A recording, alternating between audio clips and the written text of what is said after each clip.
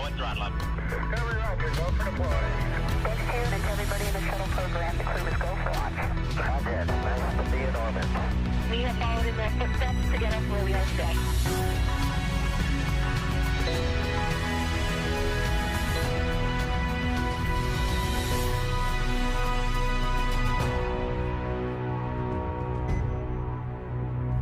Good afternoon and welcome to our live coverage of the NASA SpaceX Crew 9 mission as it returns to Earth. Dragon Freedom departed the International Space Station at 1:05 a.m. Eastern.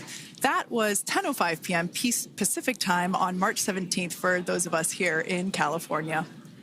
On board Crew 9 are NASA astronauts Nick Hague, Suni Williams, Butch Wilmore, and Roscosmos cosmonaut Alexander Gorbanov. And they are now on their way to the targeted splashdown site off the coast of Tallahassee, Florida.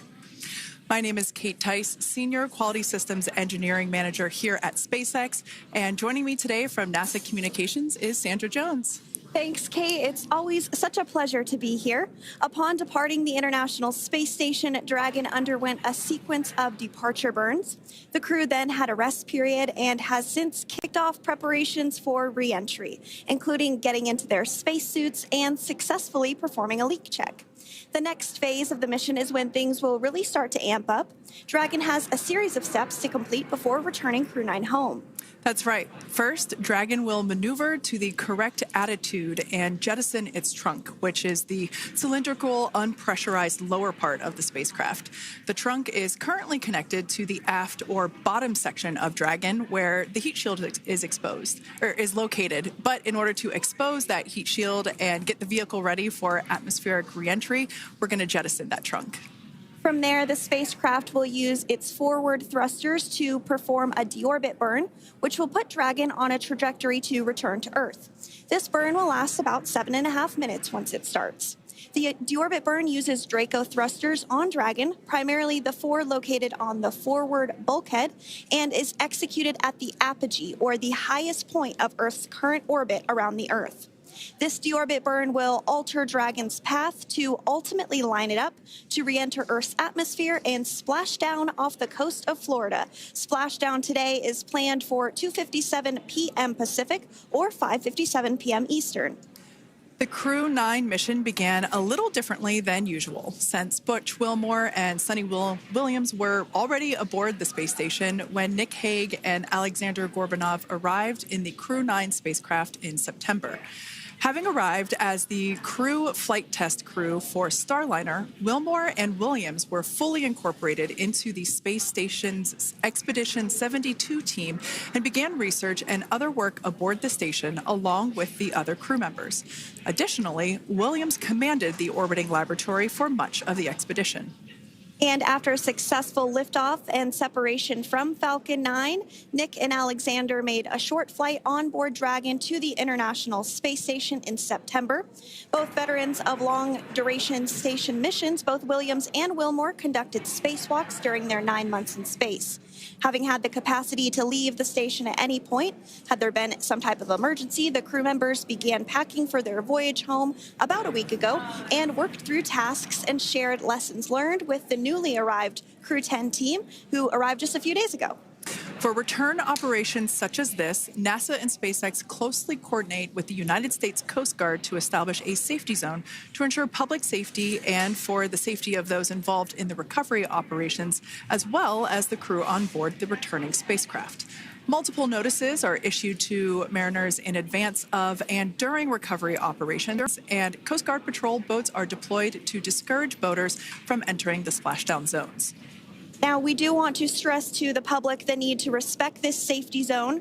Recovering a spacecraft from the water is a hazardous task, and any other boats interfering increases risk to the astronauts in Dragon, the teams working to recover them from the water, and the safety of those that come too close. So for the safety of the crew and your safety, we recommend you sit back and watch as we'll be bringing you the best possible views of our astronauts' homecoming. And they will be the best views that you can get. So let's take a minute to meet our returning crew. U.S. Space Force Colonel Nick Hague is your Crew 9 commander. He was selected by NASA as an astronaut in 2013. This was his second spaceflight to the International Space Station and third launch overall. He spent 171 days in space with Crew 9 and has a career total of 374 days in space. During his mission, he completed a spacewalk with astronaut Suni Williams.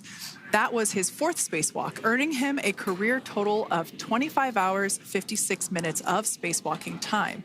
Before Crew 9, Haig previously served as a crew member of Expedition 59 and 60 back in 2019. He flew with Alexei Ovchinin and NASA's Christina Cook. So this is his second time sharing the space station with Ovchinin. The Kansas native is a test pilot of a distinguished graduate of the United States Air Force Academy. Nick spent 5 months in Iraq in support of Operation Iraqi Freedom. He voluntarily transferred from the United States Air Force to U.S. Space Force in 2021 and is an active colonel. His wife, Katie, is a retired U.S. Air Force colonel, and they have 2 sons. NASA astronaut Suni Williams is a mission specialist for Crew 9. This was her third visit to the space station. She originally launched aboard Boeing Starliner spacecraft and arrived at the space station on June 6th. And it looks like we are beginning to get some views inside the spacecraft, overlooking the shoulders of the crew on board Dragon. We'll continue to bring you those views throughout the day and views throughout Splashdown this afternoon rather. But to jump back into a little bit more about Suni, she became an Expedition 71-72 crew member, and she logged 286 days in space on this mission. But she actually has a total of 608 days in space, the second most time in space by a U.S. astronaut. Former NASA astronaut Peggy Whitson ranks first for the U.S. with 675 days in space. She conducted 2 spacewalks and has completed 9 over the course of her career for a total of 62 hours and 6 minutes of spacewalking time. She ranks 4th on the list of cumulative time spacewalking by a female astronaut. And she has flown on 4 different spacecraft types, including the Space Shuttle, Soyuz, Starliner, and now Dragon. Previously, she served on Expedition 14 and 15 in 2006 and 2007, and again with Expedition 32 and 33 in 2012. She's a retired U.S. Navy captain and is a proud graduate of the U.S. Naval Academy. NASA astronaut Butch Wilmore is also serving as a mission specialist today. This is his 3rd spaceflight and, just like Suni, logged 286 days in space. He conducted 1 spacewalk and completed 5 over the course of his career, earning him a total spacewalking time of 21 hours, 2 minutes. He's flown on 4 different spacecraft types throughout his career: the Space Shuttle, Soyuz, Starliner, and now Dragon. Previously, the Mount Juliet, Tennessee native served on STS-129 in 2009 and Expedition 41 and 42 from 2014 to 2015. Wilmore is also a retired captain in the U.S. Navy. And Alexander Gorbanov is a 3rd mission specialist serving on today's mission. Crew 9 was his very first spaceflight to the space station, earning him a total of 171 days in space over the course of his career.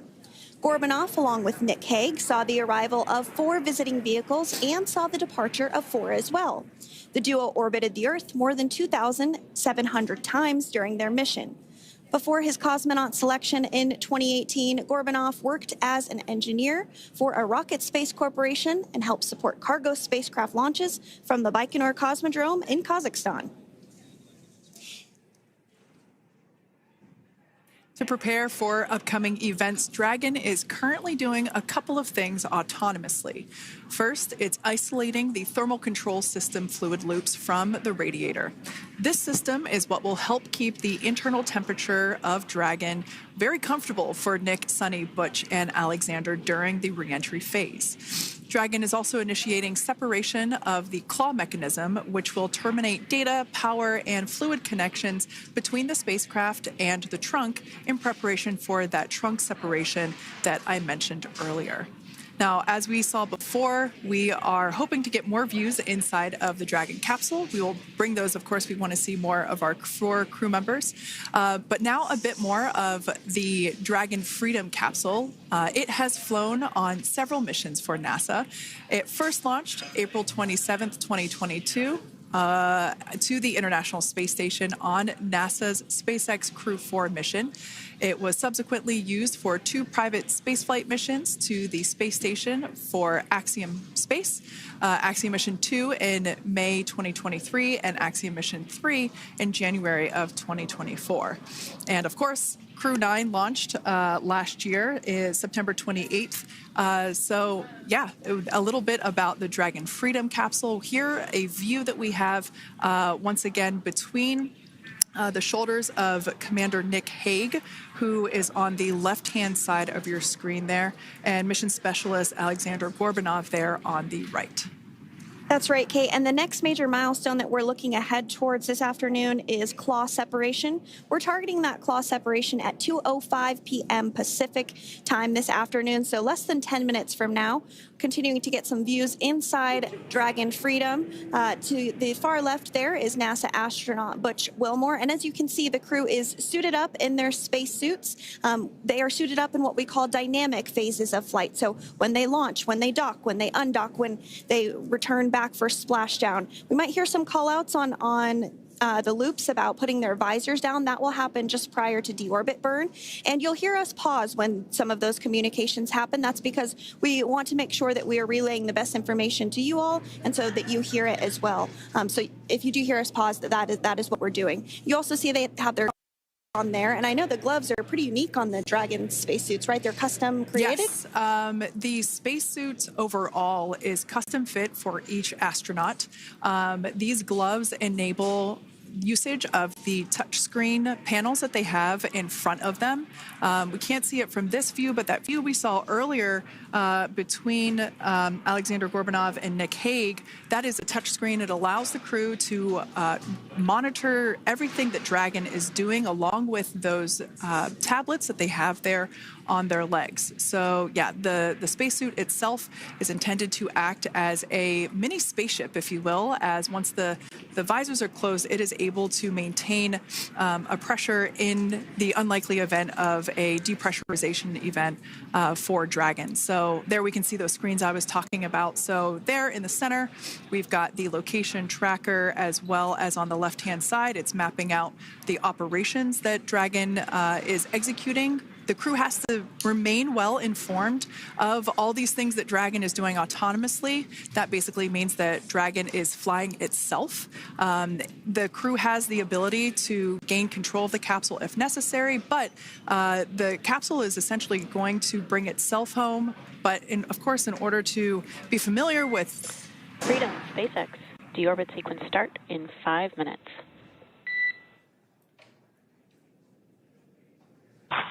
Freedom Cup. And so we did hear that call out for the deorbit sequence start to begin here in 5 minutes. That call from the ground came from the core, or Crew Operations Resource Engineer here in Hawthorne, Mission Control just behind us. And that went up to Commander Nick Hague. He's going to be doing the majority of the communications during the flight downhill today through Splashdown, and they'll be communicating with the core all along the way. Now, we did mention that they are flying on Crew Dragon Freedom. The naming of spacecraft has gone all the way back to the very beginning of this human spaceflight program. This is a nod to Alan Shepard naming his spacecraft Freedom 7 during the Mercury program. And so the crew that first flew up on Freedom a few years ago had the opportunity to name this Dragon, and they named it Freedom. That was Crew 4 that was the first flyers on this spacecraft. It's also flown for Axiom Mission 2 and 3, and then, of course, today for Crew 9 as well. Yeah, actually, fun fact about this particular capsule, of those 4 missions that Sandra just mentioned, we have seen daytime splashdowns for 2 of those. Today will mark the third daytime splashdown. So there's something lucky about this particular capsule that gets daytime splashdowns. Nighttime is great because we can see even more clearly the capsule streaking through, but I personally love the daylight views because we really get even better views of the recovery team operations during that phase of the mission. Yes, absolutely. And if you follow along with our missions, you'll know that sometimes weather is a watch item when it comes to undocking and splashdown. We do splashdown in the water, so we want to ensure that parameters like wave heights and wind speeds and precipitation, lightning, all of that is looking good for the crew and the safety of those recovery personnel. And today the weather is just pristine. We got off of space station on the very first attempt.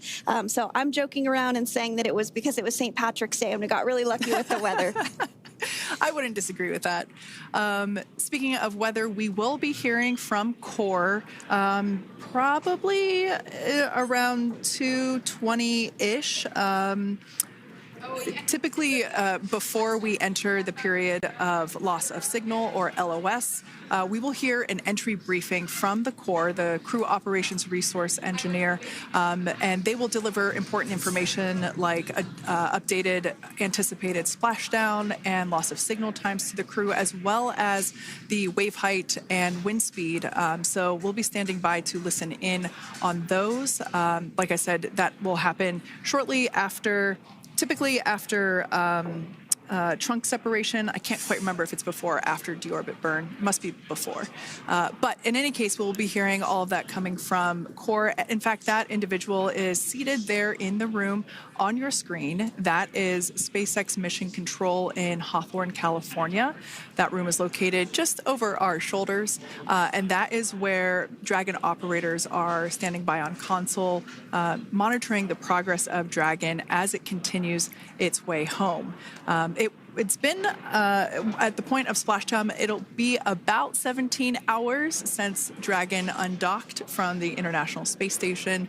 The team there in mission control, there are multiple teams, in fact, and they cycle through shifts to ensure that everybody gets the required rest and sleep periods, just like the astronauts on board.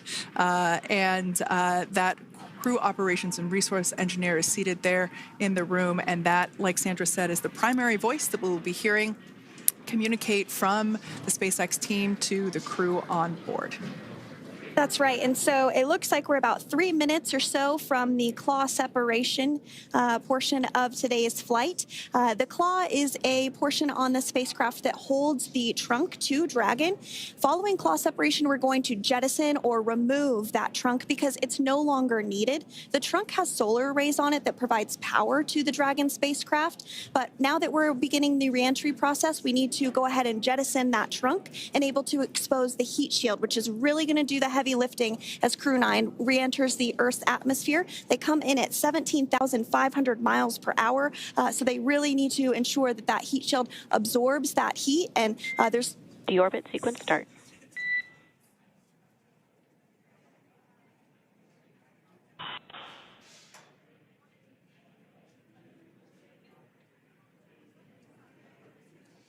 And so we did just get communications there that the deorbit sequence start has begun. So here in just a couple minutes from now, we expect to hear information or a call back about the claw separation having begun. And again, that kicks off that trunk separation portion that I was discussing to remove that, expose the heat shield, and then eventually we'll have the deorbit burn. And we'll continue to walk you through all of these milestones as we approach them ahead of our splashdown at 2:57 p.m. Pacific time this afternoon, off the coast of Tallahassee, Florida. Yeah, we're very excited to bring the Crew 9 crew home. Sandra, we were talking about the trunk separation. That trunk is on a trajectory that will re-enter in the atmosphere and break up upon that re-entry. The heat shield itself is one of my favorite parts of the Dragon capsule. It is the workhorse of the re-entry phase. It will work to protect the Dragon capsule and the crew members on board during the re-entry phase as the temperatures outside of the capsule build up to, I believe, about 3,000 degrees Fahrenheit in excess of. And meanwhile, the interior of Dragon stays a very comfortable temperature. That heat shield does a lot of the work, and we'll see that plasma build up on the exterior of the capsule. As a result of the plasma that builds up, we will lose communications with the crew. This is known as loss of signal, or LOS. This is roughly a 10-minute period on average, even less than. I believe today it is probably about 6 or 7 minutes long. It kind of depends on the mission, and it happens for every Dragon capsule that re-enters the atmosphere. Due to that plasma buildup, we're not able to communicate or command the capsule, so we stand by while we wait to regain communication after we pass through that period of loss of signal and get what's known as AOS, or acquisition of signal. Continuing to stand by for claw separation, and then we'll look towards trunk separation. It'll be just about a minute or so after that. That happens pretty rapidly in succession. Some of our milestones will take a little bit longer throughout the day. For example, we will have a deorbit burn after that will take about 7.5 minutes and helps get Dragon set up in the right trajectory to splash down in the Gulf off the coast of Florida. So continuing to stand by for claw separation.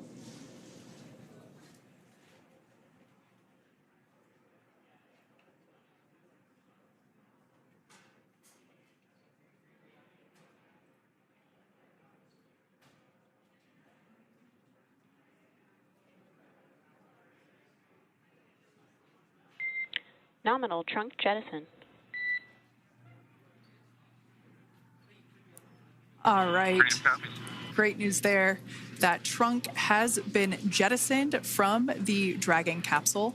So the claw was separated. That's the mechanism that connects the telemetry and power between the Dragon capsule and the trunk.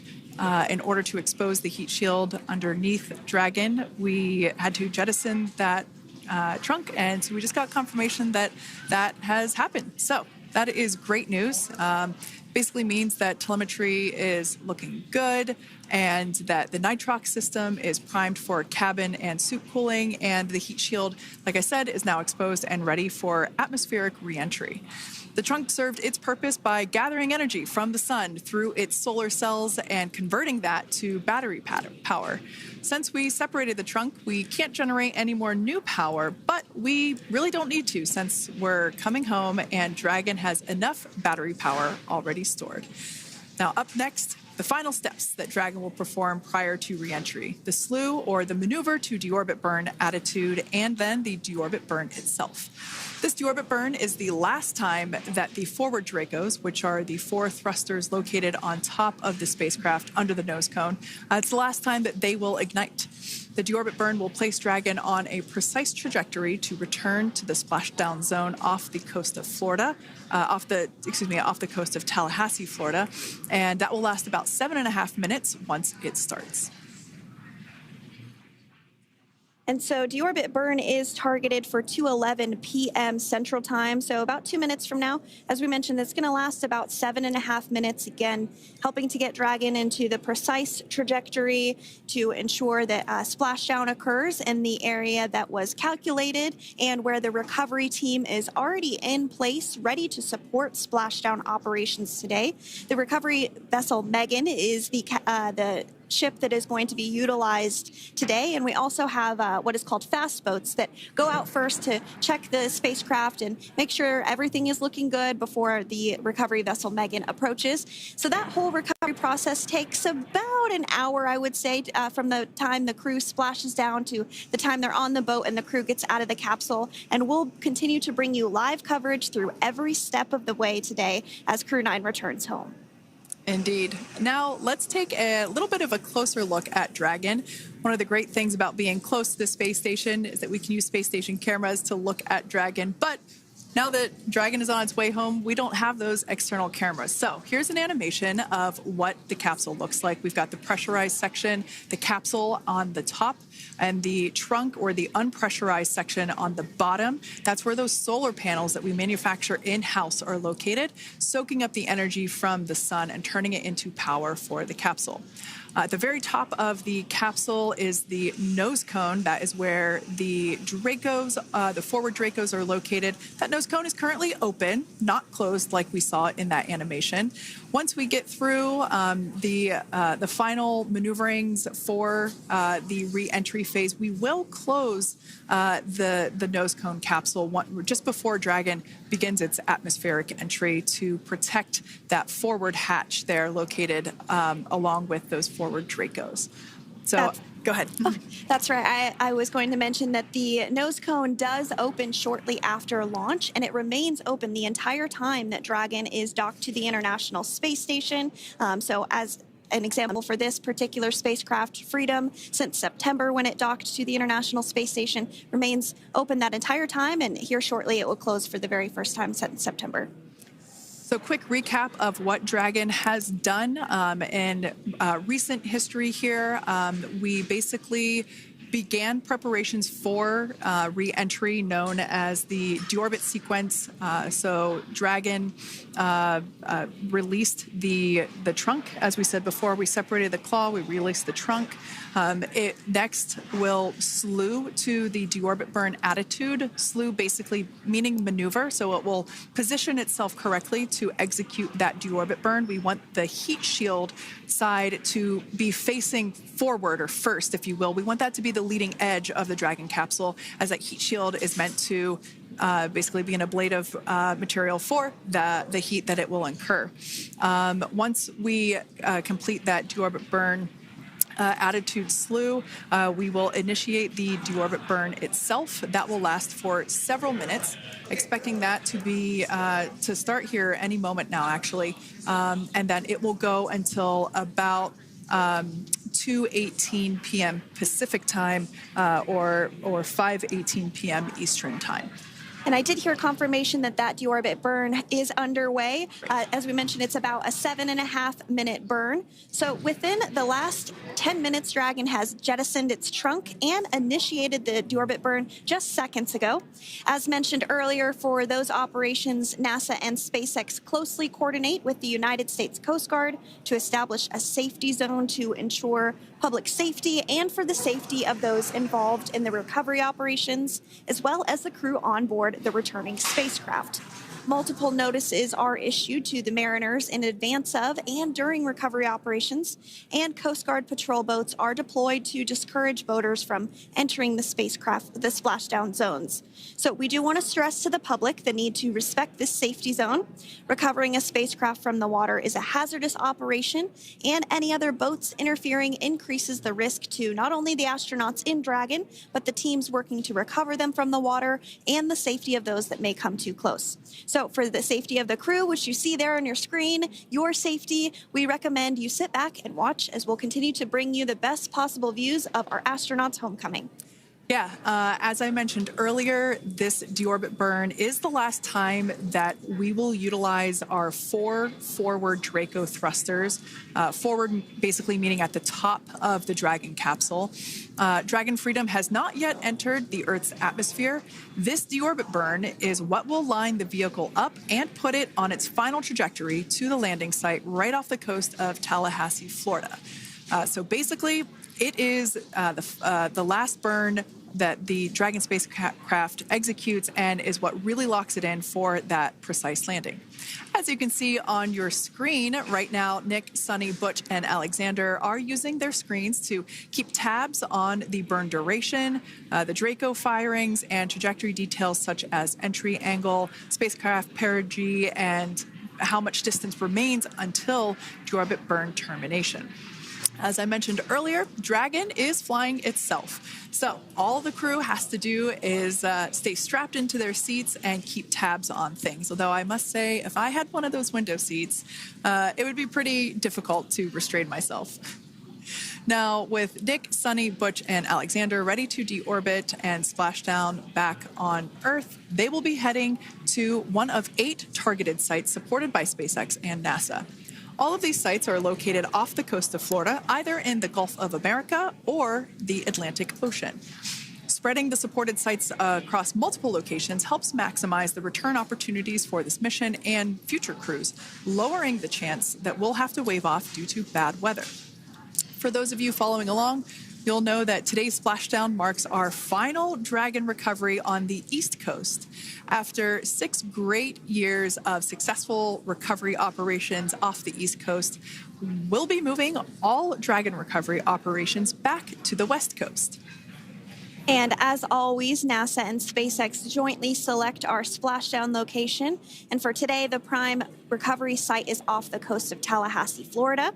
The selection process works with a lot of different variables, including the space station's orbital trajectory or path that it follows, what landing sites are available and have favorable weather, how much free flight capability Dragon has for the trip home, and the sleep schedules for the returning crew members, as well as, of course, the big one, the weather. We'll start with calculating daily return options based off of the space station's current orbit and Dragon's capabilities to maneuver and line up for re-entry. The time from undock to landing at the primary site can vary from less than 6 hours to more than 39.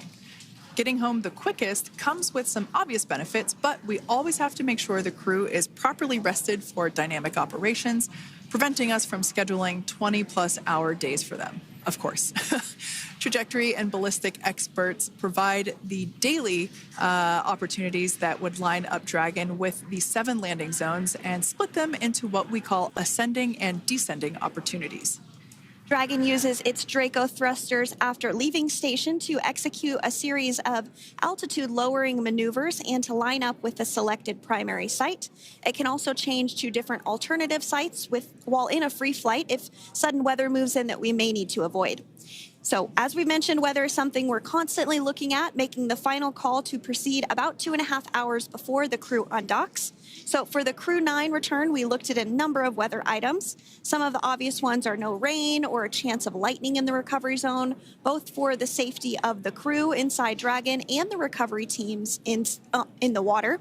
And we're also looking for wind speeds to be less than 15 feet per second or about 10 miles per hour, and relatively calm seas so that we can safely execute recovery operations, which includes landing a helicopter on the recovery ship to fly Nick, Suni, Butch, and Alexander back to Florida. Once Dragon began flying today, we had a number of additional checkpoints to either proceed towards the primary site, head to the alternate, or select a new zone based on real-time weather data. These checks happened all the way up until we were in the final hours before the deorbit burn, which has just about a minute or so left in it. And this is the last burn in the trip home that commits Dragon to re-entering the Earth's atmosphere. Now, we are currently waiting to conclude the deorbit burn. We've got less than a minute until that finishes.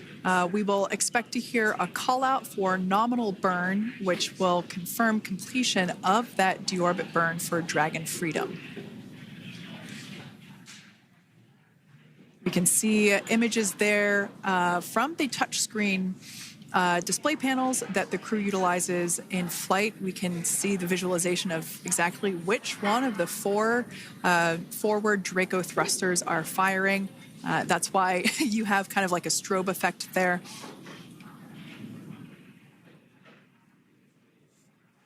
And if you're just joining us, you are looking at live views of the Dragon Freedom. On your left is Commander of Crew 9, Nick Hague. To his right is Roscosmos cosmonaut Alexander Grabenkin. And also in Gorbanov, that is Alexander Gorbanov. And then also in the capsule today is NASA astronauts Suni Williams and Butch Wilmore.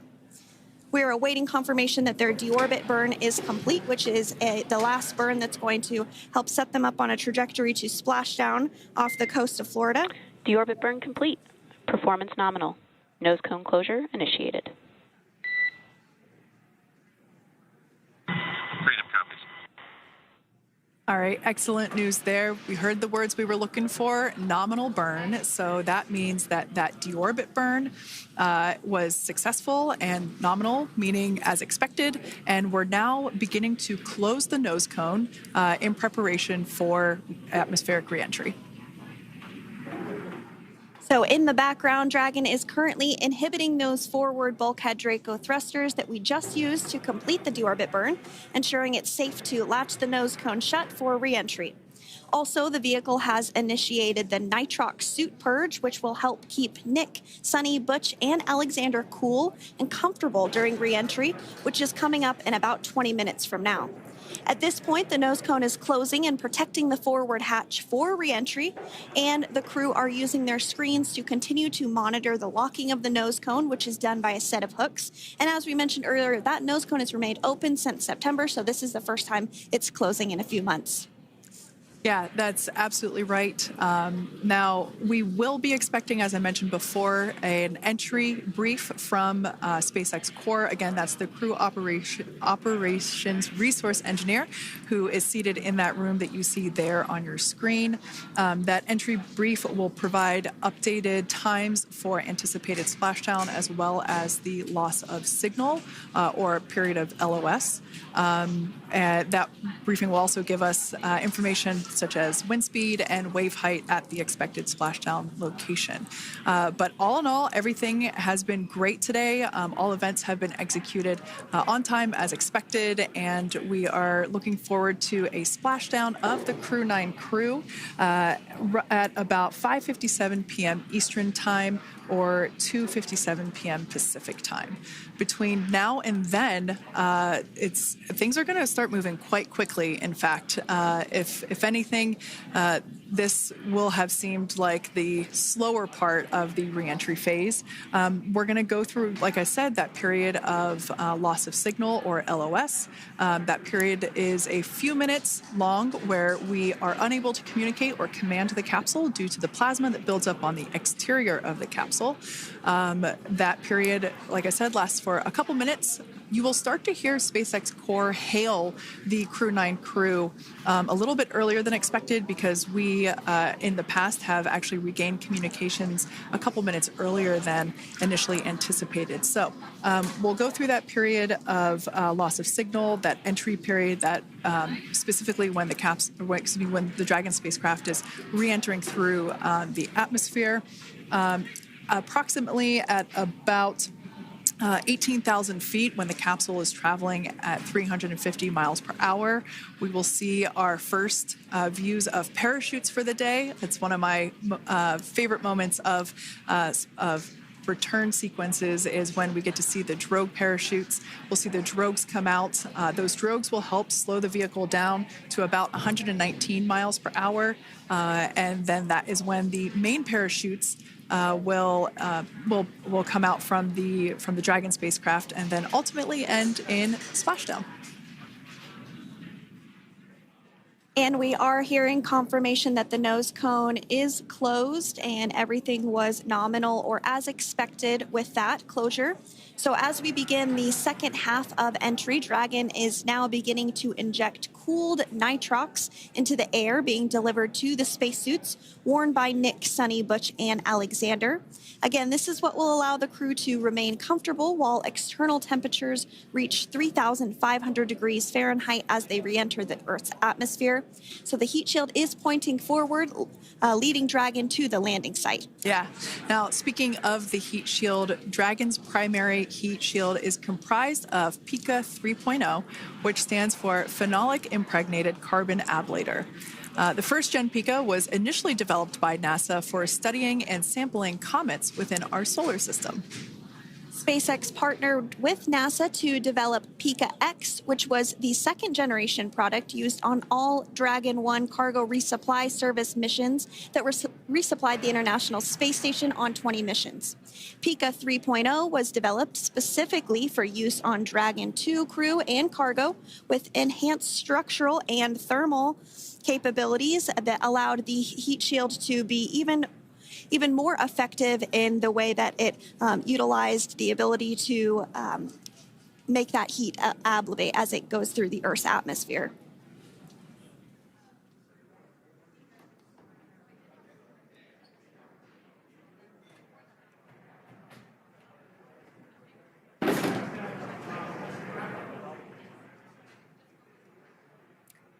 The remainder of Dragon is composed primarily of a SpaceX proprietary ablative material. It's another class of thermal protection which is lighter weight versus PICA and protects the underlying composite structure during reentry to ensure the structural capabilities are maintained.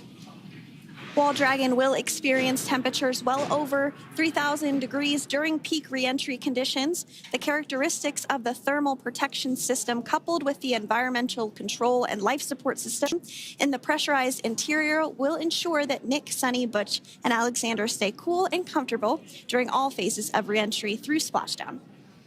Now, if you've just recently joined us, we hope to regain views of our crew members inside Dragon Freedom, but we don't have those available at the moment due to ground station coverage. So we will bring those back to you as soon as we can. Now, after Dragon Freedom has re-entered the Earth's atmosphere, a series of parachutes will deploy to slow the crew's descent. First will be the 2 drogue parachutes, followed by the 4 main parachutes, and those will guide Dragon to its first contact with Earth since it launched back in September. Dragon will automatically deploy these parachutes when different pressure and positioning sensors on the spacecraft detect that they're at the right speed and altitude. Vehicle velocity at drogue deploy is approximately 350 miles per hour, and they deploy at about 18,000 feet. Now, when the vehicle velocity at main deploy is approximately 119 miles per hour, and they deploy at about 6,500 feet. When Dragon splashes down in the water, the vehicle velocity will be about 16 miles per hour, so you can really see how those parachutes help to slow down the crew inside the capsule. The highest G-load the crew is expected to experience today is about 3 to 5 Gs. Yeah, when you think about really fun roller coasters, they're about in that range. So I'm sure that our crew on board will be well equipped to experience those Gs. It's nothing for them. They go through much more intense training. And so we are continuing to make our way through a number of milestones today. We did have trunk separation. Freedom, SpaceX. Nose cone is secure for entry. Freedom copies.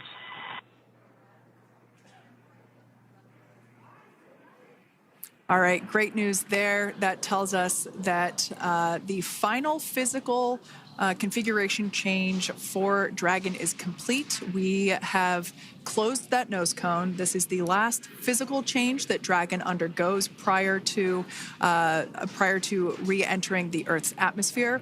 It's important that that nose cone is completely closed because underneath it is not only where the 4 forward Draco thrusters are located, but it's also because that is where the forward hatch is located. That is the hatch that is utilized for the crew to ingress and egress from the station while it is docked on board. And since our capsules are flight proven and we reuse them on future space flights, we want to make sure that all of the integrity of that hardware remains intact. So that nose cone is successfully closed, and we're going to start moving pretty quickly here. As I mentioned before, we'll go through loss of signal. We'll get that signal back several minutes later, and then we'll see the parachute action. Yep, and then that's all ahead of Splashdown off the coast of Florida. We're targeting Tallahassee as our splashdown zone today at 2:57 p.m. Pacific time this afternoon. Now, you did mention the call to the crew. They'll do some additional calculations following that burn and potentially let us know if that splashdown time has changed at all. But right now, we are continuing to target 2:57 p.m. And you can see there on your screen a path of where Dragon will be re-entering today. So if you are in the southern tip of Mexico, you might have the opportunity to see Dragon. Because it's a daytime splashdown, you probably won't have too great of views, but potentially you'll have the opportunity to get a glimpse of it there. Once again, Dragon operators, they're monitoring the progress of Dragon through this re-entry phase. That is SpaceX Mission Control, located here in Hawthorne, California. That is also where the crew operations and resource engineer is seated. That person is the voice that we have heard multiple times and will continue to hear as the primary point of contact to the crew on board Dragon Freedom. We will also hear the voice of Commander Nick Hague. Basically, after we hear the Corps communicate something, we will hear Nick Hague indicate that they copy, that they heard the message well, some sort of recognition that the message was received. And if you joined us yesterday for our coverage during the undocking, we were communicating through something that's called a big loop. We do that when we're in integrated operations with the International Freedom, SpaceX, for entry sequence. Report when ready to copy.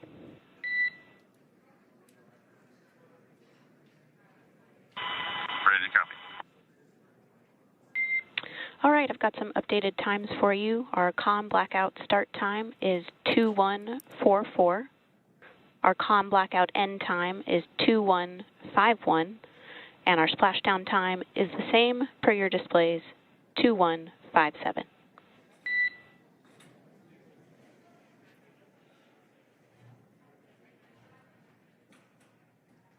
Okay. Understand com blackout start 2144, stop 2151, splashdown per display. That's a good readback. And with that, please report when tablets are secured behind the elastic bands, restraints are tight, and visors are down.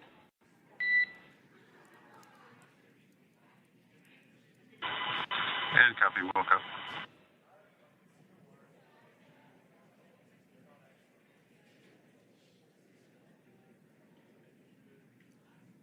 And with that communication from the Corps or Crew Operations Resource Engineer here in Hawthorne to Commander Nick Hague of Crew Dragon Freedom, we did hear that the loss of signal period is still at 2:44 p.m. Pacific, but we had a 1-minute adjustment to the acquisition of signal. That's going to now be at 2:51 p.m. Pacific time. However, our splashdown time remains the same at 2:57 p.m. Pacific time this afternoon off the coast of Tallahassee, Florida. So all good news there as Dragon continues to make its way home with the Crew 9 crew. As we've mentioned before, we are splashing down on the Gulf Coast. We have ability to splash down on either side of Florida, but the location site just outside of Tallahassee, Florida is the site that was selected today due to best recovery conditions. And as Sandra mentioned before, weather is always a watch item, but everything is looking great for that particular recovery location. So I'm sure once we start getting views from the recovery vessel, I have a feeling it's going to be a pretty beautiful afternoon. And we did mention that, of course, this is a daylight splashdown, so we should be getting some great views.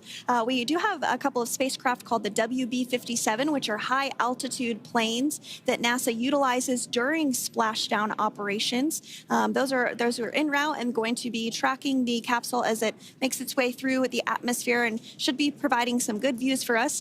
Kate and I were just chatting about how we haven't had a daytime splashdown in a little while, so we're looking forward to the views along with you. Yeah. Nighttime views are also great because we can see that capsule streaking through the night sky quite brightly. So like Sandra, you said earlier, daylight will be a little bit less bright, but we will definitely be able to see the SpaceX recovery team operations much clearer. I could also imagine it's probably a little bit easier for the team themselves to do their work in daytime than at nighttime. We'll see them rush in really quickly with a couple of fast boats as they begin the initial safety checks and sweeps of the Dragon capsule, while also retrieving the parachutes from the surface of the ocean. The recovery vessel, the main recovery vessel, will continue to make its way closer to the Dragon capsule. It is stationed a couple miles away from the actual recovery location, the splashdown location, for obvious safety purposes. So it takes a little while for that vessel to make its way over, but once it's closer, we'll have even better views of those recovery operations. And you may be wondering why sometimes we splash down in the daytime versus the nighttime. And believe me, we would all love for these operations to happen during regular daytime working hours. But unfortunately, orbital mechanics just doesn't quite work out that way. So it has to deal with the location of the International Space Station, as well as where the splashdown zone is on Earth and that trajectory, as well as the phasing. So as we mentioned earlier, sometimes we have phasing as short as 6 hours, sometimes in excess of 30 plus hours. It just depends on where the targeted area is that the capsule is going to splash down. So today's phasing has been 17 hours since undocking occurred at 10:05 p.m. Pacific yesterday evening for us here in Hawthorne. Early wee hours for folks on the East Coast and other areas of the United States.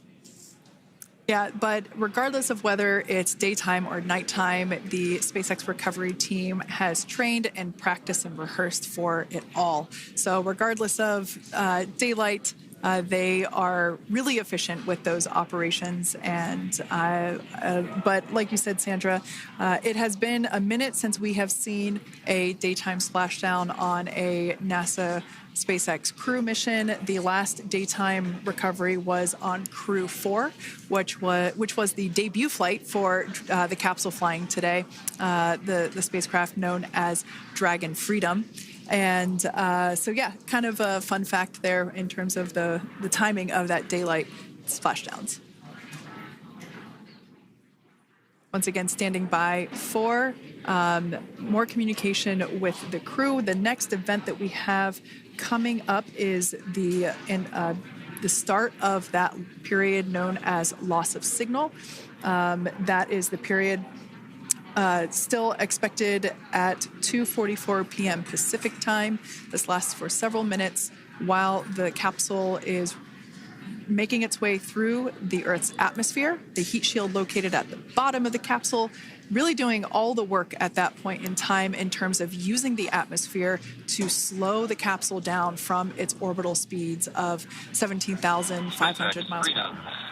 Our tablets are secure, restraints are tightened, visors down. We are configured for entry.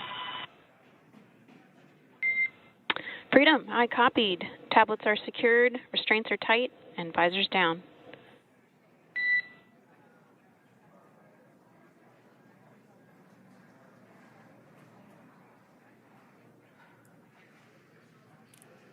All right, great news there in terms of continuing to make progress.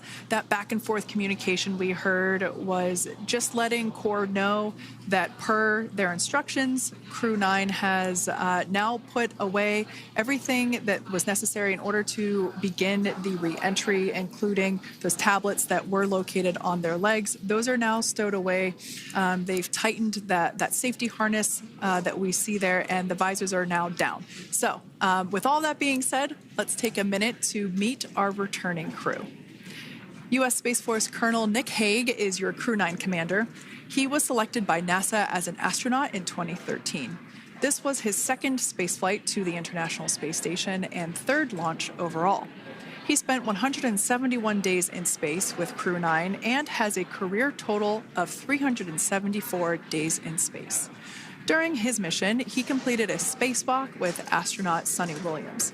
That was his fourth spacewalk, earning him a career total of 25 hours, 56 minutes of spacewalking time. Before Crew 9, Hague previously served as a crew member of Expedition 59 and 60 back in 2019. He flew with Alexei Ovchinin and NASA's Christina Cook. So this is his second time sharing the space station with Ovchinin. The Kansas native is a test pilot and distinguished graduate of the United States Air Force Academy. Nick spent 5 months in Iraq in support of Operation Iraqi Freedom. He voluntarily transferred from the United States Air Force to U.S. Space Force in 2021 and is an active colonel. His wife, Katie, is a retired U.S. Air Force colonel, and they have 2 sons. NASA astronaut Suni Williams is a mission specialist for Crew 9. This was her third visit to the International Space Station. She originally launched aboard Boeing Starliner spacecraft and arrived at the space station on June 6th. Following the agency's decision to return Starliner uncrewed, she became an Expedition 71 and 72 crew member, where she logged 286 days in space on this mission. But Suni has a total of 608 days in space, the second most time in space by a U.S. astronaut. 5 minutes until predicted comm blackout. We'll see you on the other side at 21:51.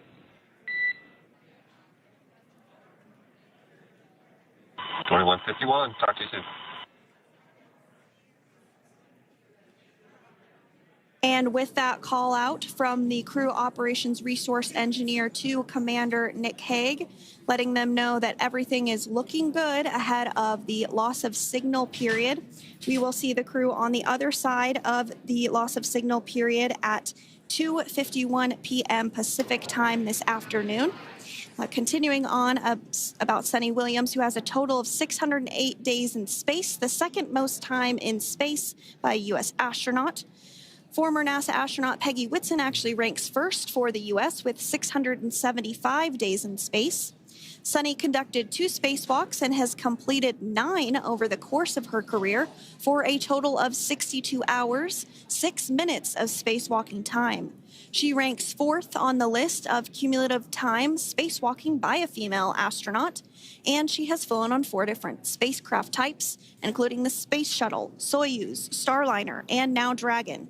Previously, she served on Expedition 14 and 15 in 2006 and 2007, and again with Expedition 32 and 33 in 2012. She's a retired U.S. Navy captain and is a proud graduate of the U.S. Naval Academy and was the first astronaut to run a marathon in space. Pretty awesome stuff. Now, NASA astronaut Butch Wilmore is also serving as a mission specialist today. This is his 3rd spaceflight and, just like Suni, logged 286 days in space. He conducted 1 spacewalk and completed 5 over the course of his career, earning him a total spacewalking time of 21 hours and 2 minutes. He's flown on 4 different spacecraft types throughout his career: the Space Shuttle, Soyuz, Starliner, and now Dragon. Previously, the Mount Juliet, Tennessee native served on STS-129 in 2009 and Expedition 41 and 42 from 2014 to 2015. Wilmore is also a retired captain in the U.S. Navy. Next up is Alexander Gorbanov, who is the 3rd mission specialist serving on today's mission. Crew 9 was his first space flight to the space station, earning him a total of 171 days in space over the course of his career. Gorbanov, along with Nick Hague, saw the arrival of 4 visiting vehicles and saw the departure of 4 as well. The duo orbited the Earth more than 2,700 times since September. Before his cosmonaut selection in 2018, Gorbanov worked as an engineer for a rocket space corporation and helped support cargo spacecraft launches from the Baikonur Cosmodrome in Kazakhstan.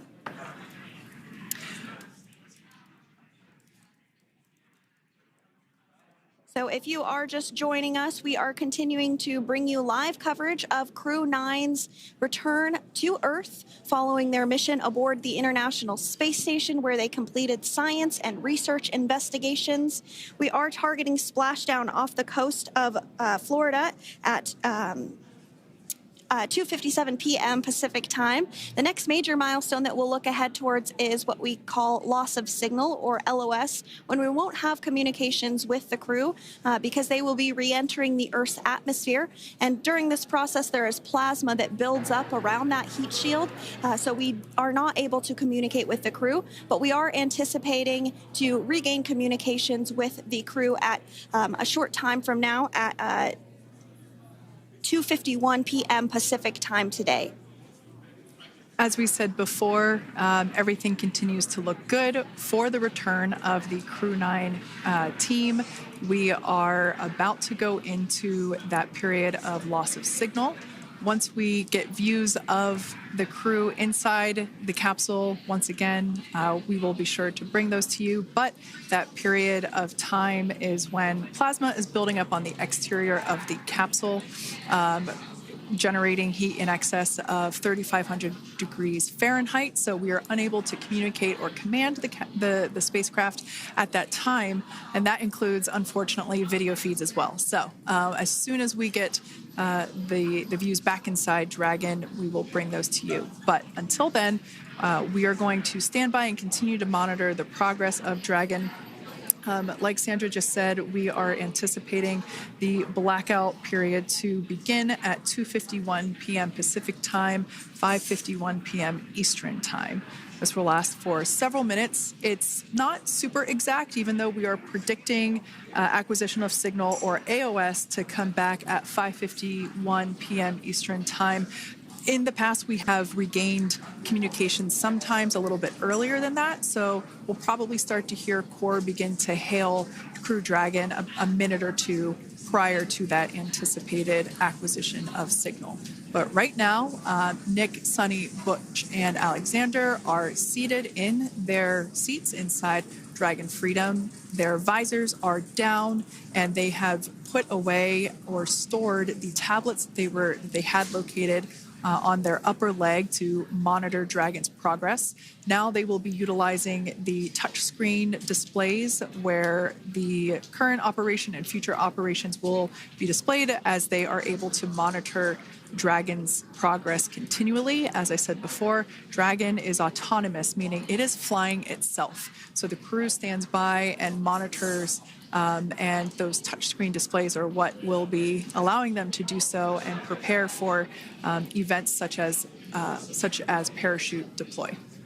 And while on board the International Space Station, Nick, Suni, Butch, and Alexander contributed to over 900 hours of science and research investigations, which is really the key purpose of the International Space Station. Now, the International Space Station is celebrating a major milestone this year where they will be celebrating 25 years of continuous human presence in November. So if you're younger than 25 years, you've never known a day where there hasn't been a human living and working aboard the International Space Station, contributing to key science and research investigations that impact our lives here on Earth. There's research being done on Parkinson's, on osteoporosis, on cancer research, and a variety of other studies. Additionally, the microgravity laboratory provides a jumping off point for us as we venture back to the moon and onto Mars through longer duration space flights. One such example that the crew worked on during this mission was an alternative exercise device. In microgravity, the crew has to exercise for about 2 hours a day because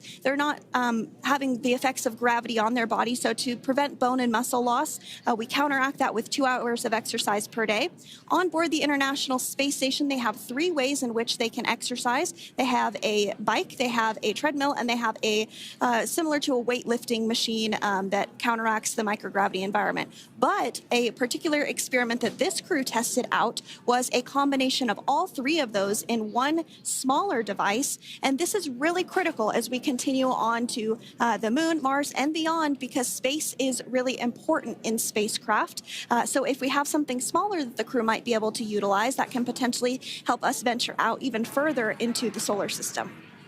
So science is really the name of the game when it comes to the International Space Station. Some of the other science highlights that took place during this increment that are particularly interesting to me was we had the first wooden satellite that was deployed. This is a study to see if other materials might be more resourceful or renewable in space. So I'm really excited to see the results of that one as well. Additionally, we had a couple of spacewalks that took place to not only provide maintenance to the International Space Station, but also where we swabbed the outside of the space station near vents to see if any microbes that we all have microbes on us, to see if any of those could survive in the harsh environment of space, which again is very important for us to know and understand as we continue to the moon, Mars, and beyond. Very exciting stuff. Now, at this point, we have now entered the communications blackout period for the Dragon spacecraft. This lasts approximately 7 minutes due to plasma formation around the spacecraft itself. During this time, no vehicle telemetry is received by mission control or the recovery team, and no external commanding of the vehicle or voice communication is possible. But as a reminder, Dragon is designed to fly itself. During re-entry, the vehicle will be slowing down from orbital velocity, which is approximately 17,500 miles per hour. The top temperature that Dragon will experience upon re-entry is 3,500 degrees Fahrenheit. This blackout period, as I said before, we expect it to last about 7 minutes today, concluding at 5:51 p.m. Eastern Time or 2:51 p.m. Pacific Time. We right there have our first view of Dragon Freedom coming home to Earth. And that view is from the WB-57, which is one of NASA's high-altitude planes that is tracking. Now, because of the way that this camera is configured, it does look like it is dark, but it is indeed daytime, and you're beginning to see that plasma trail as Dragon re-enters the Earth's atmosphere. All of that is expected. We are anticipating an acquisition of signal around 2:51 p.m. Pacific Time, so just minutes from now, and you may hear the core begin to hail out or call Dragon for communications and see if we can potentially get communications with them a little bit earlier. Following this, we'll have two events in rapid succession. We'll have the drogue parachutes deploy at 2:53 p.m. Pacific, followed by the mains just 1 minute later at 2:54 p.m. Pacific time, ahead of a splashdown at 2:57 p.m. Pacific time off the coast of Tallahassee, Florida.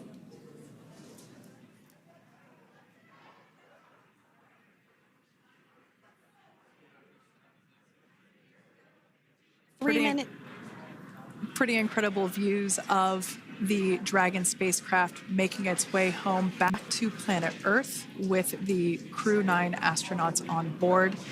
Once again, this view is coming from the WB-57 plane.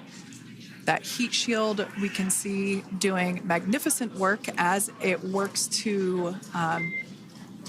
Freedom, SpaceX, comm check.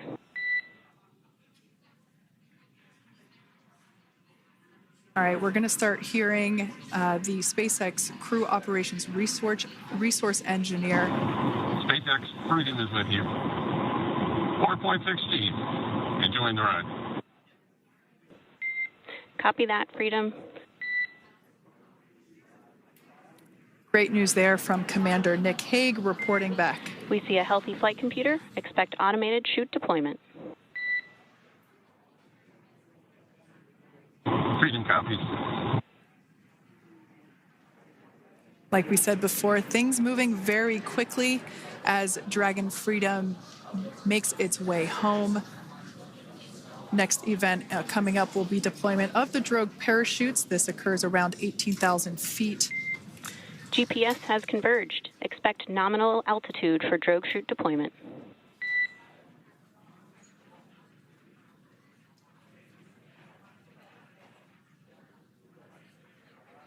We're about 2 minutes away from deployment of those drogue parachutes. Now the heat shield is continuing to work to slow the vehicle down. That entry period, the Dragon spacecraft went from orbital velocity about 17,500 miles per hour down to about 350 miles per hour. So that really gives you a sense of why that plasma builds up on the exterior of the capsule, thanks to the heat shield and the work that it does. Those drogue parachutes will slow it down from 350 to about 119 miles per hour. We can see 15 kilometers. Brace for drogue window. We can see seat rotation happening inside the capsule. Great to get those first views of our crew members. Once again, the capsules are going about 350 miles per hour when the drogues are deployed. Those drogue parachutes that we manufacture here in-house are going to slow the spacecraft down to 119 miles per hour.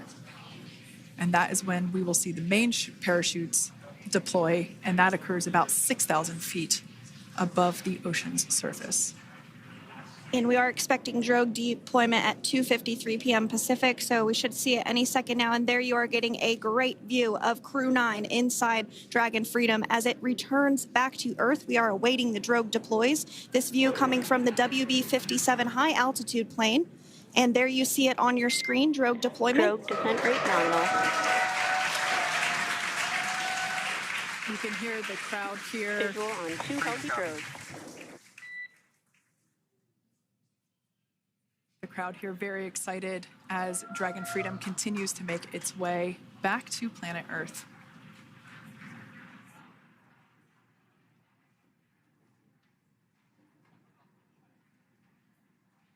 Next up, we'll stand by for the main deployment of the parachutes. The mains are quite a bit larger. You'll be able to notice the difference on your screen once they deploy, and they continue to ensure that the Dragon spacecraft slows down even further. As we mentioned, Freedom will be traveling 16 miles per hour when it splashes down off the coast of Tallahassee, Florida, here at 2:57 p.m. Pacific time this afternoon. And there we go. We have visual on 4 healthy mains. That view was from inside. Freedom copy.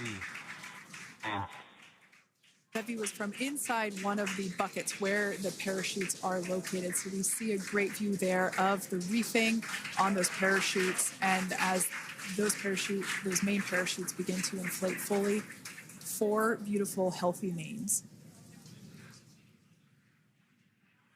Now awaiting visuals of Splashdown. Freedom, 1,000. We'll start to hear Commander Nick Hague. Copy, 1,000. As we heard right there, Commander Nick Hague will be calling out the altitude of the Dragon capsule from here on out. Landing in water is simpler and provides more margin against unlikely parachute issues. You can see those parachutes continuing to slow the Dragon capsule down. And if you're just joining us, you're looking at 800 meters. a live view of Crew 9, just minutes away from splashing down off the coast of Tallahassee, Florida. Splashdown 2 minutes from now at 2:57 p.m. Pacific. We do have 4 healthy mains really doing the job there. Just breathtaking views of a calm, glass-like ocean off the coast of Tallahassee, Florida. Crew 9 just minutes away from splashing down. This is really such an incredible shot. Copy, 600. That was a live view from our recovery vessel, Megan, which is stationed a couple miles away from the splashdown site. We can see the crew there using their restraints as resting places for their arms. They were just in space moments ago, so their arms were able to float freely. 400 meters. This is a gorgeous bluebird day here that we have for the splashdown of Crew 9.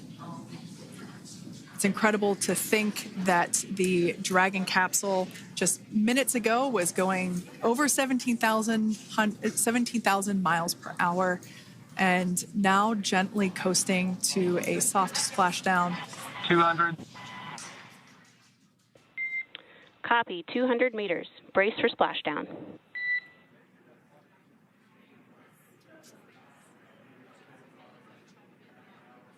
As you can see there on your screen, continuing to monitor progress of the Dragon spacecraft. And we're going to stand by for splashdown, located in the Gulf of America, off the coast of Tallahassee, Florida.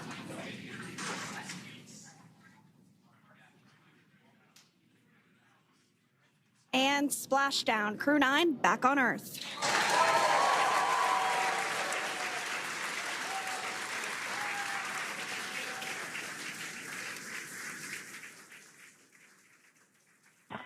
And SpaceX Freedom, splashdown. Good main release. Copy, splashdown. We see main chutes cut. Nick, Alex, Butch, Suni, on behalf of SpaceX, welcome home.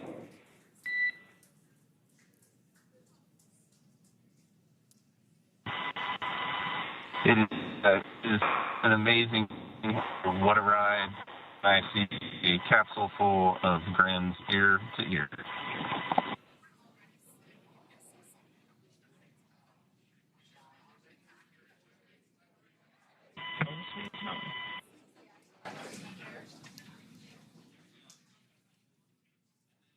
And as you can see on your screen, we have visual confirmation of splashdown. Dragon Freedom has returned home, and NASA astronauts. System safety verifications are in progress. We'll report back when recovery personnel are en route.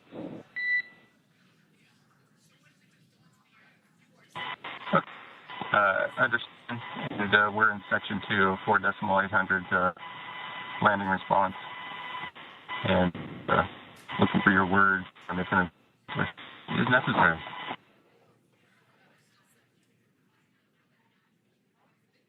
In the distance, we can see the recovery vessel making its way. Copy, you're in section 2 for the environmental assessment in 4.800. That is not necessary today. Understand. Raising 5. So we will continue to have communications between the Corps and Nick Hague, the commander of Crew Dragon Freedom, which just splashed down 2 minutes ago off the coast of Tallahassee, Florida. Dragon Freedom has returned home with NASA astronauts Nick Hague, Suni Williams, Butch Wilmore, and Roscosmos cosmonaut Alexander Gorbanov. They're back on Earth after approximately 17 hours of a return journey from space. The SpaceX recovery ship and team have been waiting for Dragon's splashdown, and they will now make their way to the splashdown location. The teams have been ready and waiting about 3 nautical miles away, so it's going to take them about 30 minutes or so to make their way and to SpaceX Freedom. Pretty sure we're in stable 1. Copy, stable 1. We see the same. It's going to take about 30 minutes for the recovery team to make their way over to Nick, Suni, Butch, and Alexander, who are still seated and secured inside that Dragon spacecraft there on your screen. Incredible views there of that thermal protection system, or TPS. That Dragon capsule was pristine, white color before it departed the station, and we can see how the reentry phase, the thermal protection system did its job.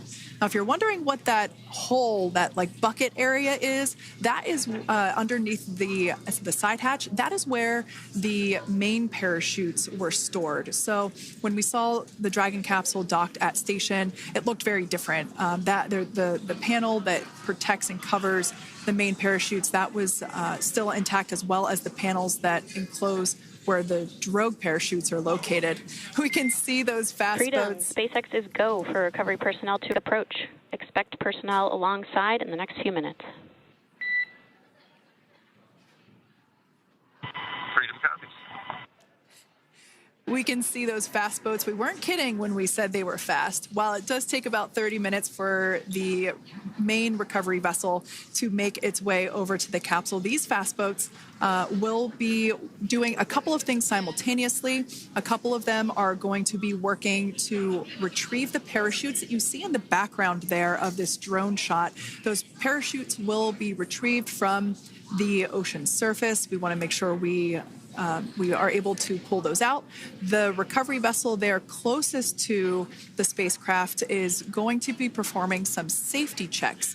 We can see there they're using an instrument that is basically working to detect if there are any hypergolic vapors or fumes that are still residing in and or around the Draco thruster nozzles or outlets. The hypergolic fuel, which is necessary for on-orbit burns to maneuver the spacecraft. Unfortunately, those hypergolics are unable to be breathed. They are toxic, and so this team here is doing those initial safety checks to make sure that it is safe for the rest of the recovery team to approach the spacecraft. They're also checking to make sure that any residuals from the pyros are safe and are not going to cause any issues. We can see the team working their way around the spacecraft to do these these sniff tests on all of those Draco thrusters. And as we continue to await the recovery of our Dragon spacecraft with NASA astronauts Nick Hague, Suni Williams, Butch Wilmore, and Roscosmos cosmonaut Alexander Gorbanov inside, Dragon has autonomously completed several steps to safe itself following splashdown. We are continuing to see Dragon in what is known as stable 1 configuration. That's kind of the ideal configuration following splashdown. It's upright, and the Dragon capsule's in the right configuration for it to be hoisted into the recovery vessel Megan, which you do see a little ways off in your screen approaching. Dragon will continue to remain live on air with you through that recovery process, all the way through the point where the crew is extracted from the Dragon spacecraft. Now, if you are just joining us, the mission has gone smoothly so far. Dragon successfully splashed down off the coast of Tallahassee, Florida at 2:57 p.m. Pacific, 5:57 p.m. Eastern Time this afternoon. Approximately 17 hours prior to splashdown, Dragon autonomously undocked from the International Space Station, completed a series of departure burns, jettisoned its trunk section, and performed its final burn, the deorbit burn. This placed the Dragon spacecraft on a trajectory toward Tallahassee, Florida. Dragon successfully re-entered the Earth's atmosphere, followed by deployment of its parachutes to slow the spacecraft down to a gentle splashdown. We're now going to follow Freedom, hypergol sweeps and unfired ordnance checks are nominal. Rigging is in progress. Approximately 25 minutes until capsule lift. Stand by for PMC with SpaceX flight surgeon.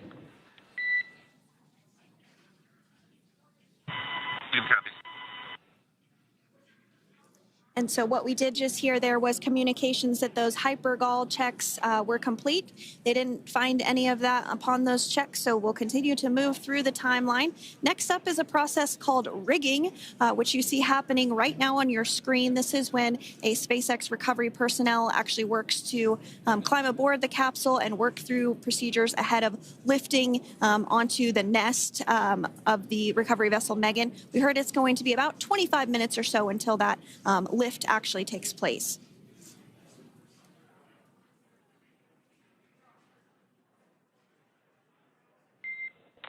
Okay, Freedom, the next call will be from the SpaceX flight surgeon on Dragon to Ground Private. Understand. Thank you. Callouts there indicating that the crew will have the opportunity to do a quick check-in with the SpaceX flight surgeon. This is standard procedure for every Dragon spacecraft when it returns to Earth. It's just an initial check-in, make sure everybody is doing okay. They will also have another check-in with the flight surgeon once they are on board that recovery vessel that you see there in the background. We can now see that SpaceX recovery team member they're on top of the Dragon spacecraft. They are going to be working to install plugs in the Draco thrusters to ensure that none of those, and to ensure that no more hypergolic fumes or vapors come out from the spacecraft. They'll also place harnessing around the spacecraft that are required in order to lift it out of the water. Go ahead, Sandra. Continuing to get some views of the recovery personnel, both the main recovery vessel Megan, as well as some of those fast boats that we've discussed previously. It looks like just a beautiful day there out off the coast of Tallahassee, Florida. Weather was pristine. We were able to get undocked from the International Space Station as expected at 10:05 p.m. Pacific time yesterday evening, and Crew Dragon has since completed steps ahead of its splashdown at 2:57 p.m. Pacific, and we're now stepping through procedures to get Dragon hoisted up onto the Megan recovery vessel and get the crew extracted out of the spacecraft. And you did see some of the parachutes that were near the spacecraft. Upon detection of landing, Dragon automatically releases those main parachutes to prevent wind from pulling the spacecraft. Dragon then automatically safes any pyrotechnics that may still be present on the vehicle and may automatically perform additional minor system reconfigurations. The astronauts will remain seated and in their suits at this point, but the onboard air conditioning keeps things temperature controlled inside the spacecraft so the crew remains comfortable, and the communication systems. Freedom, SpaceX, ComCheck. SpaceX, this is Freedom. We have loud and clear. Copy that, Freedom. Have you loud and clear as well, and Dragon to Ground is no longer private. Understand, thank you. As we saw there on the screen, we have a couple of fast boats in the recovery fleet that have quickly moved into the splashdown location. They are being followed by one of the main recovery vessels, which will move into position upwind of the spacecraft. The two fast boats have very specific roles. Excuse me. The first approach is focused on immediate safety inspection, as we saw. They do this for spacecraft integrity and checking for any presence of those hypergolic propellant vapors. And this ensures that it is safe for the recovery vessel to approach Dragon. Once Dragon is cleared for full approach, as we heard is the case today, the team begins rigging the spacecraft for water recovery by the recovery ship. The second fast boat is responsible for parachute recovery and also serves as a redundant boat to the first one that makes the initial approach to the Dragon spacecraft. As we saw a little bit earlier, we were also able to see one of the recovery team members get on a jet ski to help gather up the parachutes that were automatically detached from the Dragon spacecraft upon splashdown. And it will take a little over 10 minutes for the recovery crew to complete their safety checks. Once they complete, the team will begin preparing Dragon to be lifted. And as you see, they are preparing for that to take place at this point. As part of the preparation for this lift, one member of the recovery team has climbed on top of the spacecraft already so they can attach Dragon's hoist rings and connect to the lifting lines. It will take us less than an hour to raise Dragon to the recovery boat and remove the crew from the spacecraft. After medical checkouts, the crew will return to land within 4 hours by helicopter. And if no additional medical assistance is needed, the crew will board a waiting NASA plane and depart for Houston.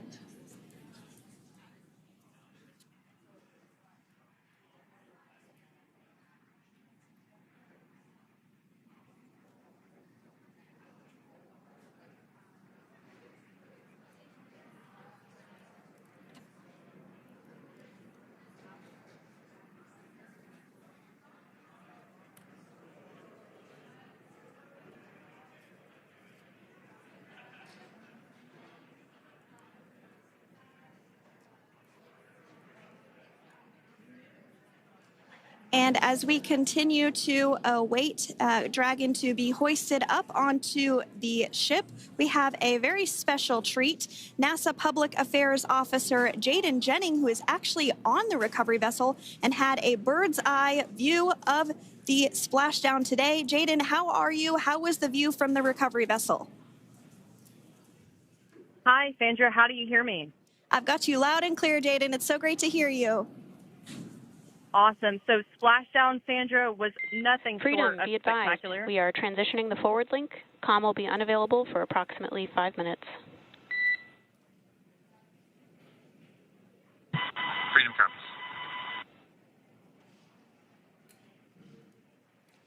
Thanks so much, Jaden. We did just have some communications letting us know that we'll have about a 5-minute period where we won't be able to hear from the crew. So please go ahead, tell us, how was the view from the recovery vessel?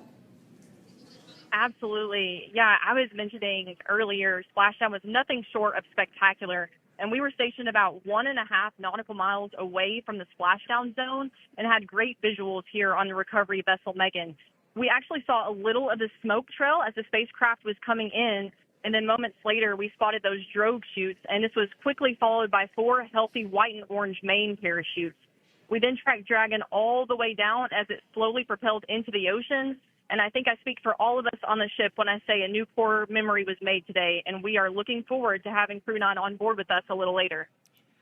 Jaden, that is amazing. Now, obviously, we are watching it here on camera, and the landing conditions look pretty good, but how was it from your perspective? What is the sea state out there? Absolutely. Absolutely. So we've had optimal conditions for splashdown, and today it is sunny and 63 degrees outside right now with clear skies, light winds, and calm seas. The sea looks absolutely beautiful right now, and light blue with the sun reflecting from it. And, Kay, I think the crew's going to like what they feel weather-wise on this picture-perfect day for splashdown off the coast of Tallahassee. Thanks so much, Jaden. It certainly looks like a beautiful day. Can you tell us a little bit about the journey of the recovery forces to get to this point? Sure. So one unique aspect of this recovery was the onboard training on station conducted for Butch and Suni to ensure they were ready to return on a Dragon spacecraft. That training covered all aspects of their return, including nominal and contingency departures, deorbit burns, splashdown, and post-landing ops, which is what this team is preparing for now. As for the recovery teams themselves, we started the day taking a series of helicopters out to the vessel. And as standard, the recovery director and crew support teams were on that first helicopter out and took the time to get everything prepared on the ship. About 2 hours before splashdown, they deployed those fast boats and jet skis into the water. I was actually on the second helicopter out, and we were on the vessel about an hour and a half before splashdown and landed on top of the helicopter pad on the Megan. And the teams have been working diligently across their respective disciplines this week, executing what can only be described, in my point of view, as a logistical masterpiece, just ensuring every detail has been in place for Crew 9's return. That is such great news. I'm so glad that you're able there to experience it in person. Now, can you tell us a little bit about what's next to retrieve the crew for the recovery personnel on board? Yeah, Kate. So coming up next, Dragon will be hoisted into the on-deck translation system, or the nest, at the aft end of the ship, and then will be translated pretty quickly towards that egress platform. We'll perform another series of safety checks as final precautionary measures just to make sure there are no hypergolic vapors present before opening that side hatch. And then once that side hatch of the spacecraft is open, the crew will be assisted out of the capsule one by one from NASA and SpaceX. Freedom, SpaceX, comm check. Freedom's got you loud and clear. Thanks, Nick. I've got you loud and clear as well. We have completed our forward link transition. Copy.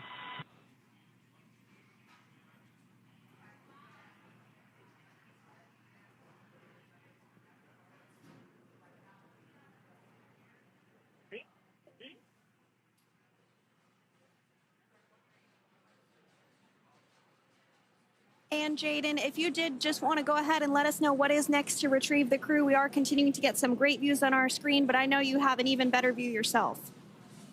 Oh, yeah, Sandra, this view is absolutely unbeatable.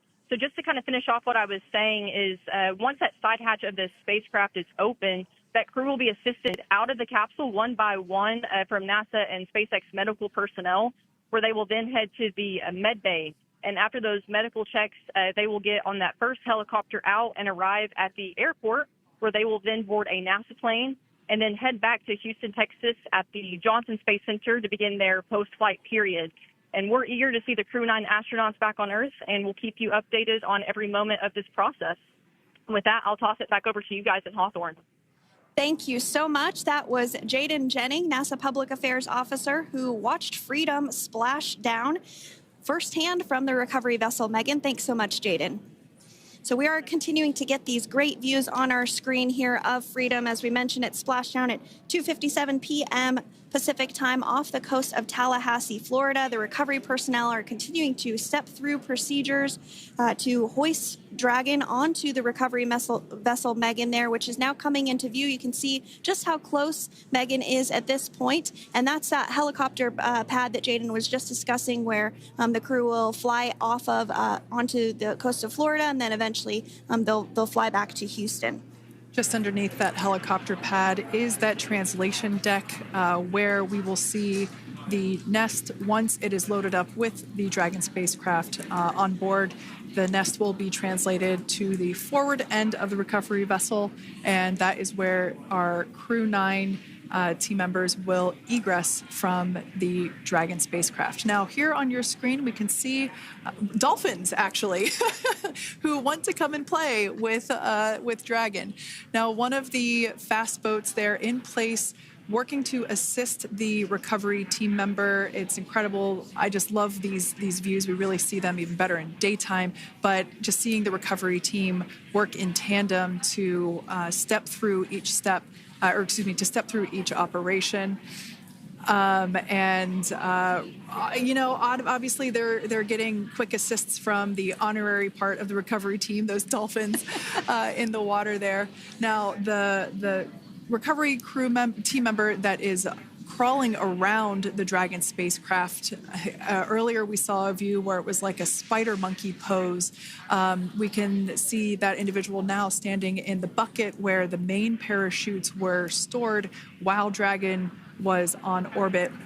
Obviously, those main parachutes were utilized for Splashdown today. They were deployed and cut from the Dragon capsule, and one of the other fast boats of the recovery team working to pull those out of the water.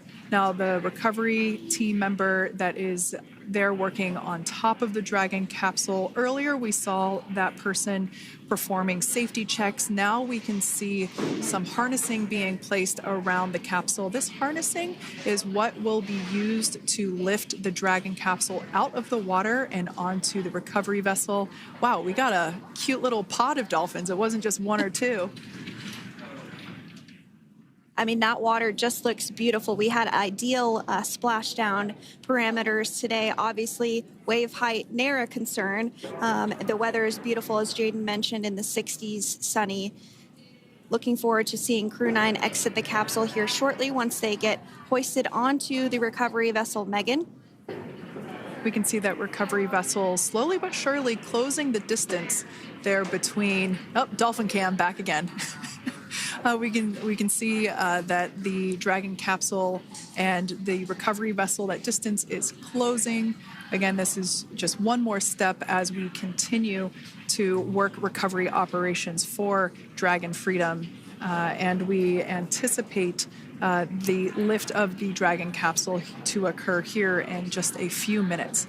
Now, once all of the rigging is on the capsule and it's hooked up to the recovery vessel, we will see the hydraulic arm, which is that kind of like bridge-like structure there at the aft end of the recovery vessel. We'll see that articulate backwards, and that's a good sign that we're getting even closer to pulling the capsule out of the water. It will then move forward, and the capsule will be placed inside of what you can see there is basically a basket. We call it the nest, Dragon nest, where that's where the capsule will be placed in order for it to be translated to the forward end of the vessel and for the astronauts to egress.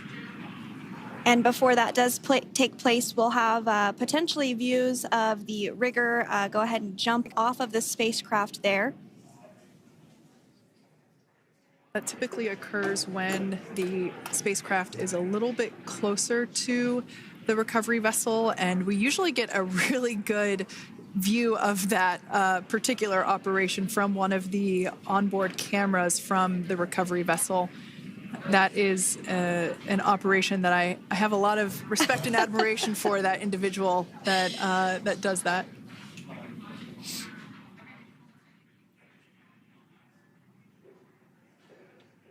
So again, Dragon continuing to get closer and closer to the recovery vessel Megan. You see some of those ropes now coming into view as well. If you are just joining us, Crew 9 Splashdown off the coast of Tallahassee, Florida at 2:57 p.m. Pacific time with NASA astronauts Nick Hague, Butch Wilmore, Suni Williams, and Roscosmos cosmonaut Alexander Gorbunov. They're now working through procedures to hoist this spacecraft up onto the recovery vessel Megan.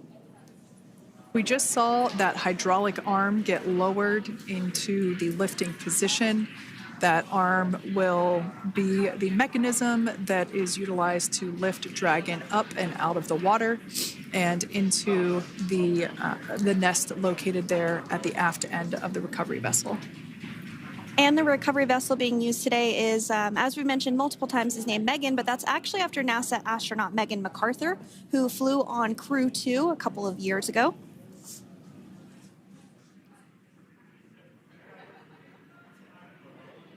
We're getting some views now from actually inside the boat. Yeah, you're exactly right.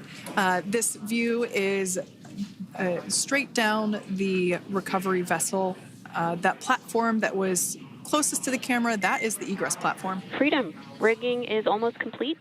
Approximately 5 minutes until capsule lift. Great news there from SpaceX Core. So about 5 minutes left until we see Dragon Freedom get lifted out of the water. That hydraulic arm, as I said before, is the mechanism that will lift it. It's quite swift, actually, the whole process of getting the spacecraft. Brace for capsule lift. Bracing.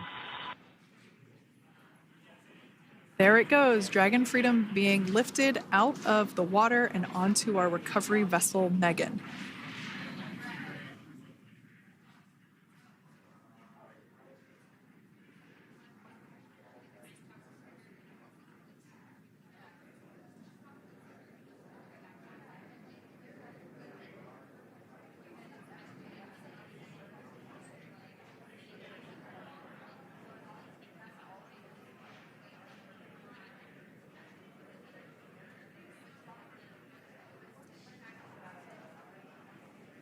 So once securely on...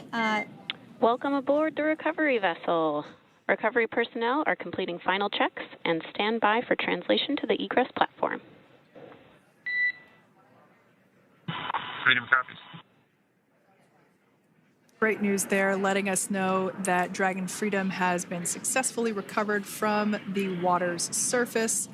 If you've just joined us, we had an on-time splashdown at 5:57 p.m. Eastern Time, and we can now see that the water recovery operations are continuing to progress. The nest where the Dragon spacecraft is located is going to get moved forward. This will happen after one of the recovery crew members does some checks, and we'll also see some hosing.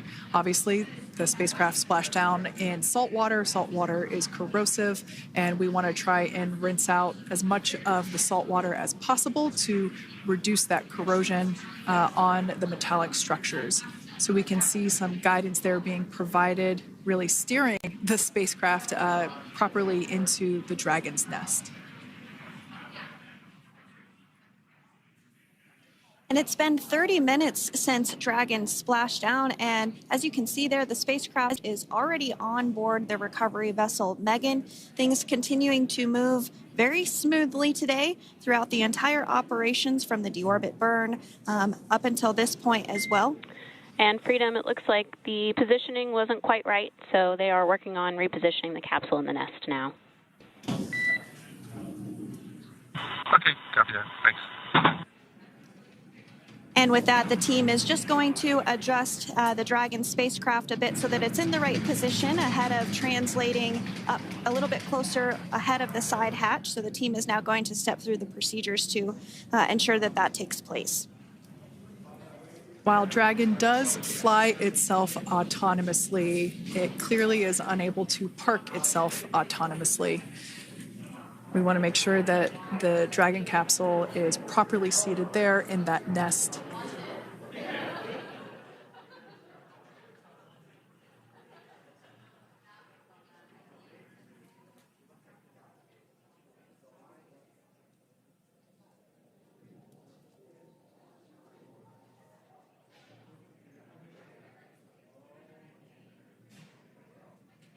Once Dragon is fully seated in the nest, we'll probably see a bunch of that salt water come out from the bucket there located underneath the side hatch.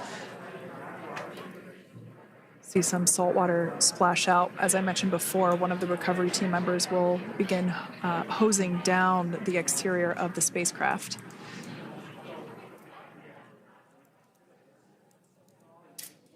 So you are continuing to get some great live views on your screen of Crew 9, which includes NASA astronauts Nick Hague, Suni Williams, Butch Wilmore, and Roscosmos cosmonaut Alexander Gorbanov, who splashed down off the coast of Tallahassee, Florida, 2:57 p.m. Pacific time this afternoon.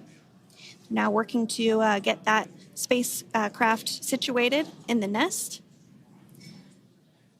Just making some final adjustments and tweaks to ensure that it's nice and secure.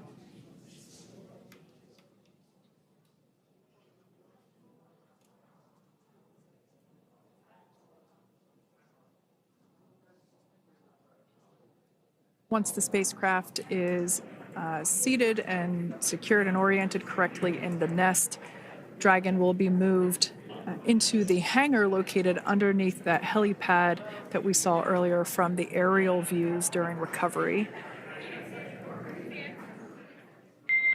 All right, Freedom, looks like you are settled into the nest now. Team is working through hypergol sweeps. up, Bill?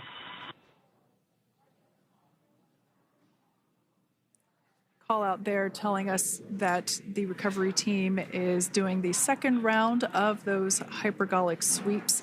This helps ensure that everyone, all the recovery team members that are located basically right where this camera is located on, towards the forward end of the recovery vessel, that they will all be safe once the spacecraft is translated forward.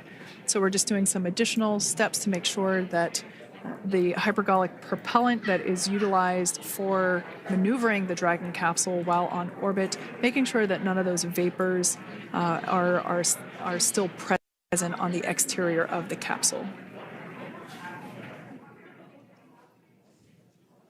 That's right. And there are a variety of individuals on board the boat that help with recovery operations. Not only do we have the recovery personnel that you see here, but we also have a doctor that will check out the crew members as standard procedure. As with any spacecraft that is returning from space, we always perform a medical check with the crew. So you will see the crew come out of the capsule and be placed on stretchers, just like with the Soyuz landing and with all of our Dragon splashdowns. That is the nominal procedure.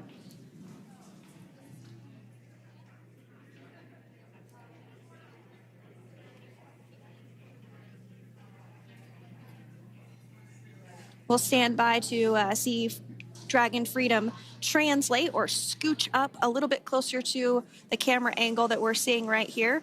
And then teams will step through procedures to get that side hatch opened. You see it right in the dead center of your screen there. It's kind of that rectangular shape. It has not been opened since Crew 9, which include Nick Hague and Alexander Gorbanov, launched back in September from the Kennedy Space Center in Florida. So that will be the very first time that hatch is opened.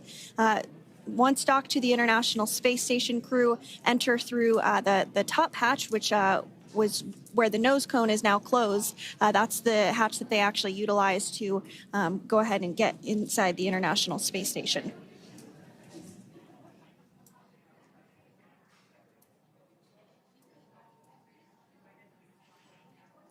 So as we get a little closer to that hatch opening procedure, you might start to see more individuals come into frame for some of that support. The ship has a maximum capacity of a little over 40 people on board, and it takes a variety of different roles, as we've discussed, to support. Also on board is the Chief of the Astronaut Office for NASA, that's Joe Acaba.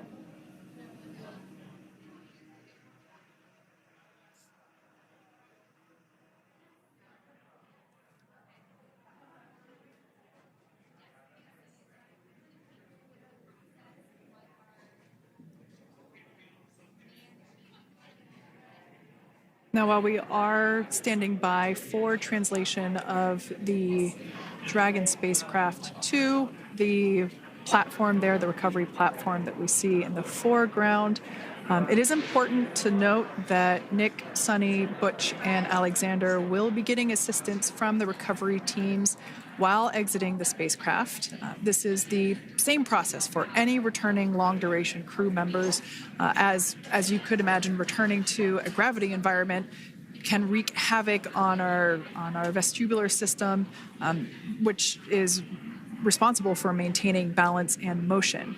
Of course, safety is our number one priority with this operation, so we'll see the crew members helped out of the spacecraft one by one, and they will be assisted the few feet to the medical quarters aboard the boat.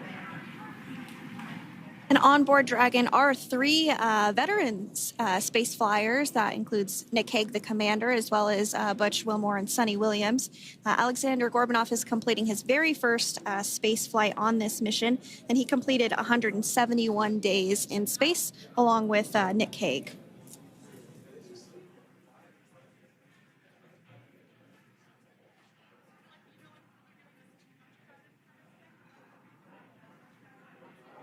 For those of you that have just recently joined us, well, I would encourage you to hit that rewind button and go back a few minutes. It was a beautiful splashdown of Dragon Freedom with the Crew 9 cohort on board.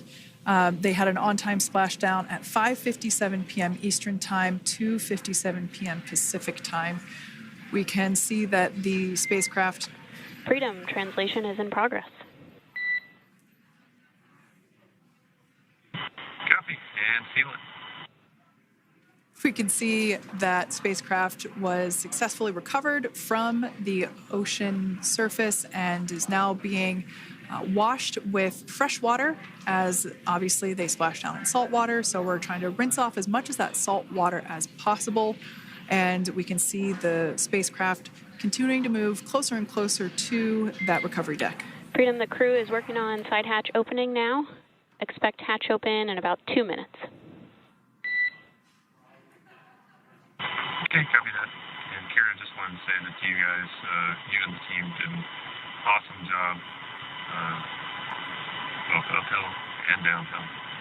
Just really, really impressed. Thank you. Thanks, Nick. It's been an honor. This is a pretty exciting moment coming up. We are working to open the side hatch. One thing that may not be obvious from, just looking at the spacecraft here is that this side hatch that we're about to open, the last time it was open was when this spacecraft was at the launch pad.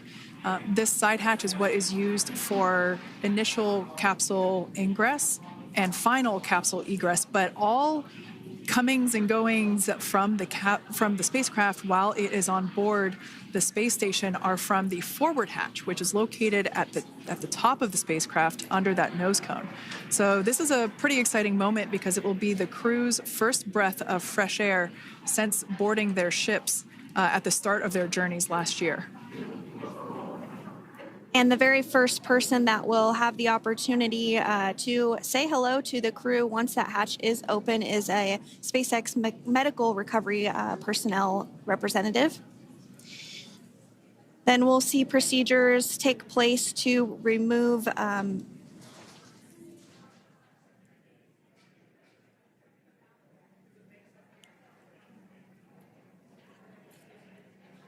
the footrests of Dragon. That will just help the recovery personnel get a little bit more room to access the crew and help get them out of the spacecraft. Yeah, you're absolutely right. Safety is, once again, top priority here, and removing those footrests from all 4 seats will be helpful as a SpaceX recovery team member will actually go into the capsule into Dragon Freedom to help the crew members unbuckle and stand up, and essentially we'll also see a fun little slide be put in place to help the crew members exit the spacecraft safely. So yeah, we're going to remove all 4 of those footrests to basically give a little bit more working room inside the spacecraft. That's right, and we did hear the go for that hatch opening, so we're just a couple minutes away from being able to see that, and then we might be able to get the chance to see a couple of views inside of the Dragon and see the crew following their splashdown. Now, opening that side hatch isn't quite like opening, the door to your car. We have to depress the seal around the side hatch, as well as, we'll now see them open that side hatch up.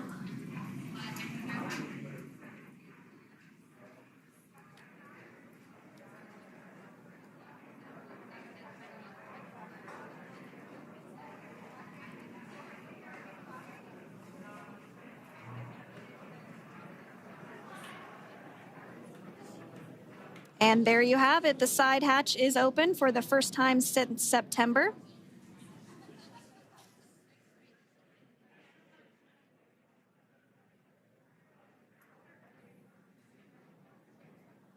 We can see some of the protective equipment there that was brought into frame that will help protect the edge of the side hatch, one from any potential damage. Oh, we can see the recovery crew member there taking photos of the side hatch seal. This is part of the standard operation for recovery.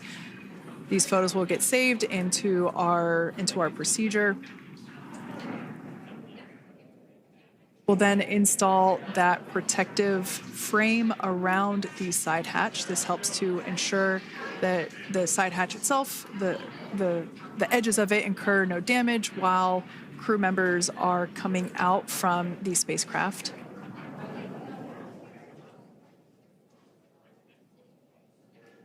If you missed it, there was also a recovery team member that went inside. So there are now 5 people on board the Dragon spacecraft.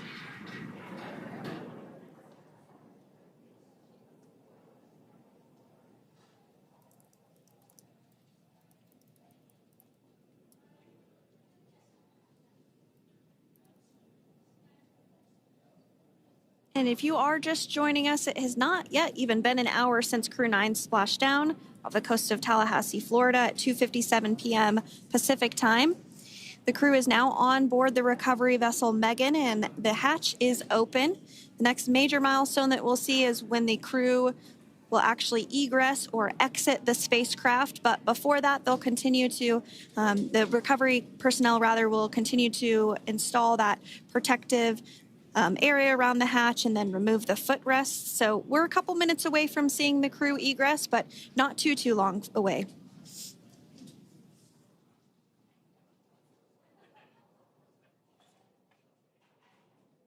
We'll probably see those footrests being handed out here in the near future, as I mentioned before. Oh, of course, we got to get a well-documented photo of the moment. Although we can't see it from here, I'm pretty sure there are 4 smiles on board right now. And we did hear that report out from the commander, Nick Hague, following Splashdown, that there were four smiles as far as he could see. Yeah, capsule full of grins. Now, generally speaking... And there we do see Crew 9, some happy waves, smiles all around back on Earth.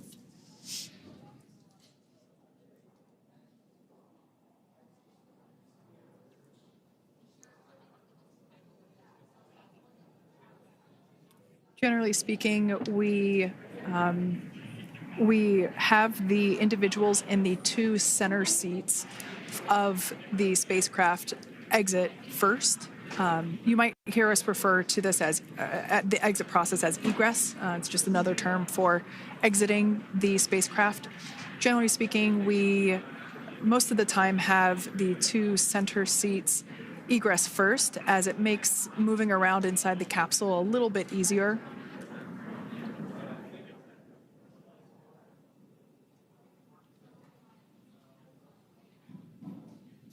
We can see the tablets that were previously located on the upper leg of the crew members. We can see those being handed out to the recovery team.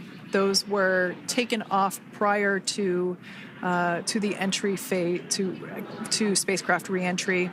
Those had to be stored and secured prior to dynamic operations.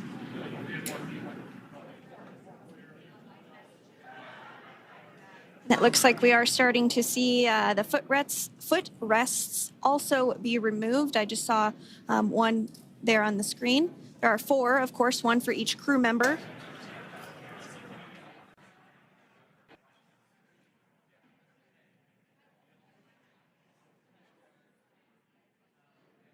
Those footrests are made out of carbon fiber and are actually sized appropriately for each crew member, as everybody has different measurements and different leg lengths. Same goes for the armrests and the bucket length of each seat. We size those appropriately for the crew members and to ensure their comfort and safety.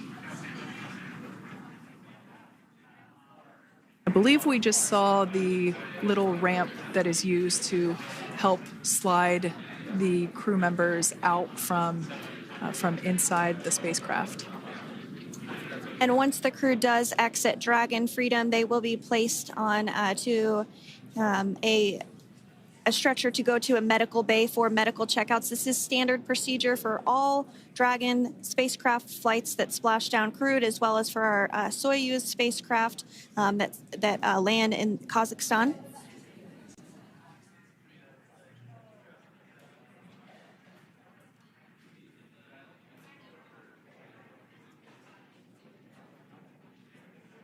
We could see the exterior of Dragon Freedom quite clearly in this shot, and it's such a beautiful sight.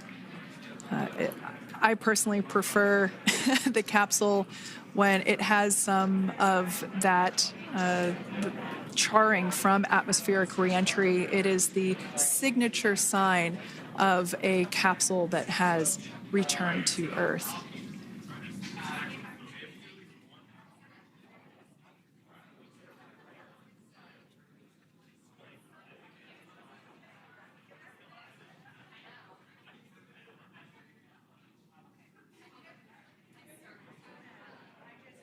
Continuing to stand by for our first crew member to egress or exit Crew Dragon Freedom following their splashdown at 2:57 p.m. Pacific time.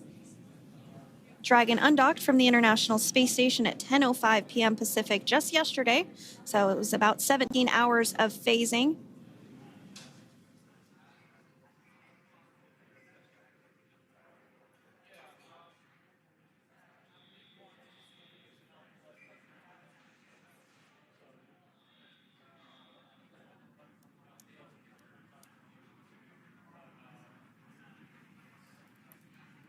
And while on board the International Space Station, Crew 9 contributed to 900 hours of science, over 150 research experiments and investigations, making great use of the microgravity lab of the International Space Station, which celebrates 25 years of continuous human presence this November.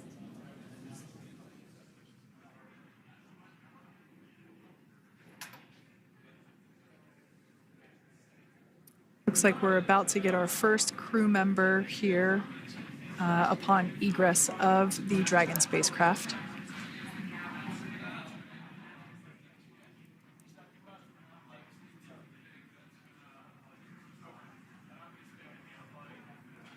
So we are standing by for that egress. Outside of Dragon, you do see one of those stretchers. This is the expected procedure as the crew will be taken to medical facilities following their exit from Dragon.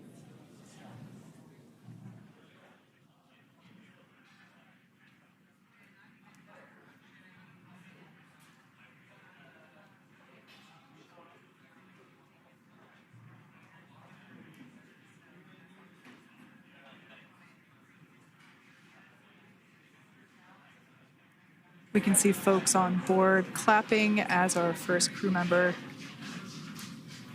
And that is NASA astronaut Nick Hague, commander of Crew 9,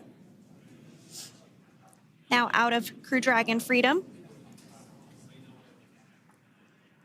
Some smiles, thumbs up, and a wave. Can't get any better than that. Yeah, that is one happy camper, that's for sure. As we said before, it is standard procedure for all of our long-duration crew members to receive assistance upon egressing from the spacecraft. We basically help them move off of the recovery deck and into the private medical quarters for their initial consultation with the SpaceX flight surgeon. So we'll see that take place for all 4 of our crew members today.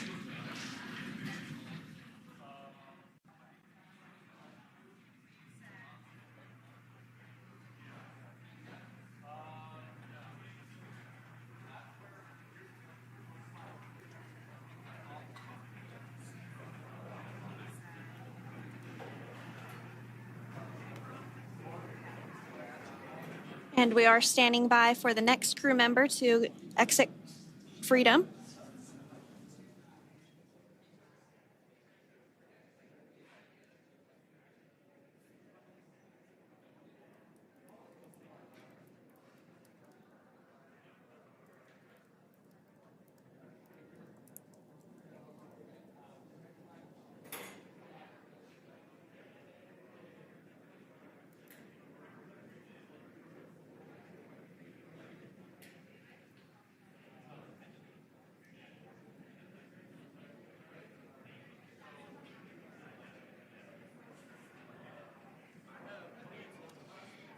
Next up out of the capsule, we expect Roscosmos cosmonaut Alexander Gorbanov.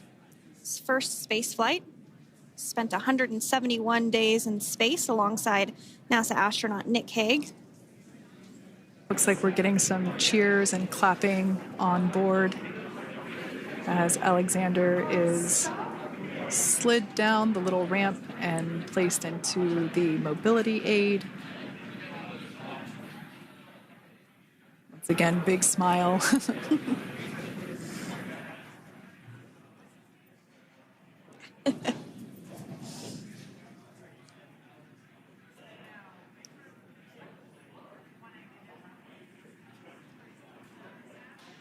Now, the two crew members remaining in Dragon are NASA astronauts Suni Williams and Butch Wilmore.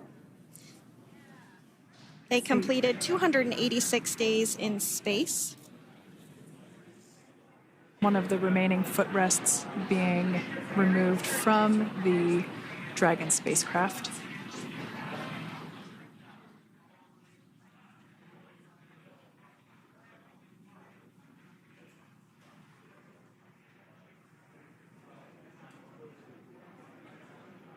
As I said before, we generally try to have the crew members that are located in the two center seats aboard Dragon, and we like to have them egress first if possible, as it creates a little bit more movable working room inside the spacecraft. There is a recovery crew member inside that is helping all of our Crew 9 crew egress or exit from the spacecraft.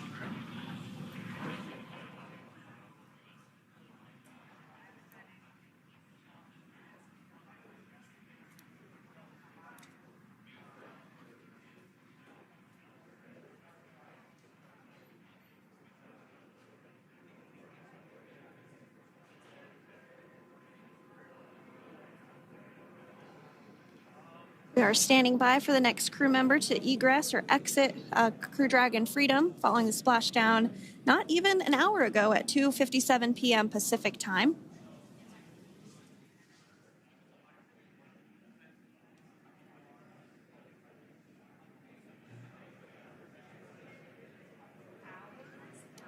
Really have the recovery operations down pretty quick at this point. Yeah, it's pretty incredible to think that just 5 years ago when we were doing the initial demonstration missions of the Dragon for Crew Dragon, that now we're under about 30 minutes for, to retrieve the spacecraft from the water, and just several minutes here while it's been on board and to get everyone, really to get that side hatch open.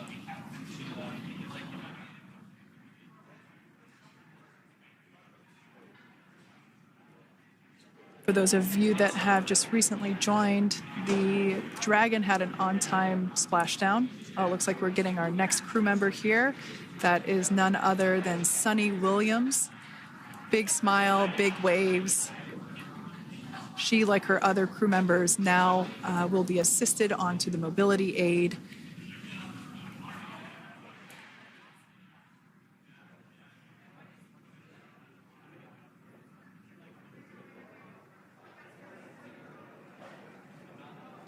There we have it, some waves, some thumbs up, and some smiles. Definitely seems to be a theme among all recovery operations. Absolutely. And of course, that leaves NASA astronaut Butch Wilmore inside Dragon in seat 4.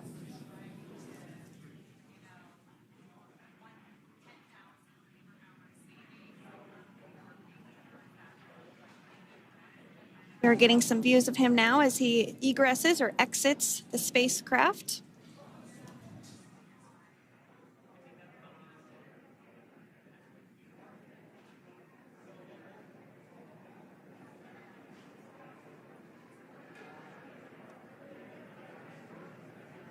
Once again, some elation and cheers there from Butch Wilmore. As we mentioned before, returning to Earth from coming from a microgravity environment can wreak havoc on the body. So it is customary and just standard procedure for all of our long-term space residents to get assistance once they are back on board the recovery vessel.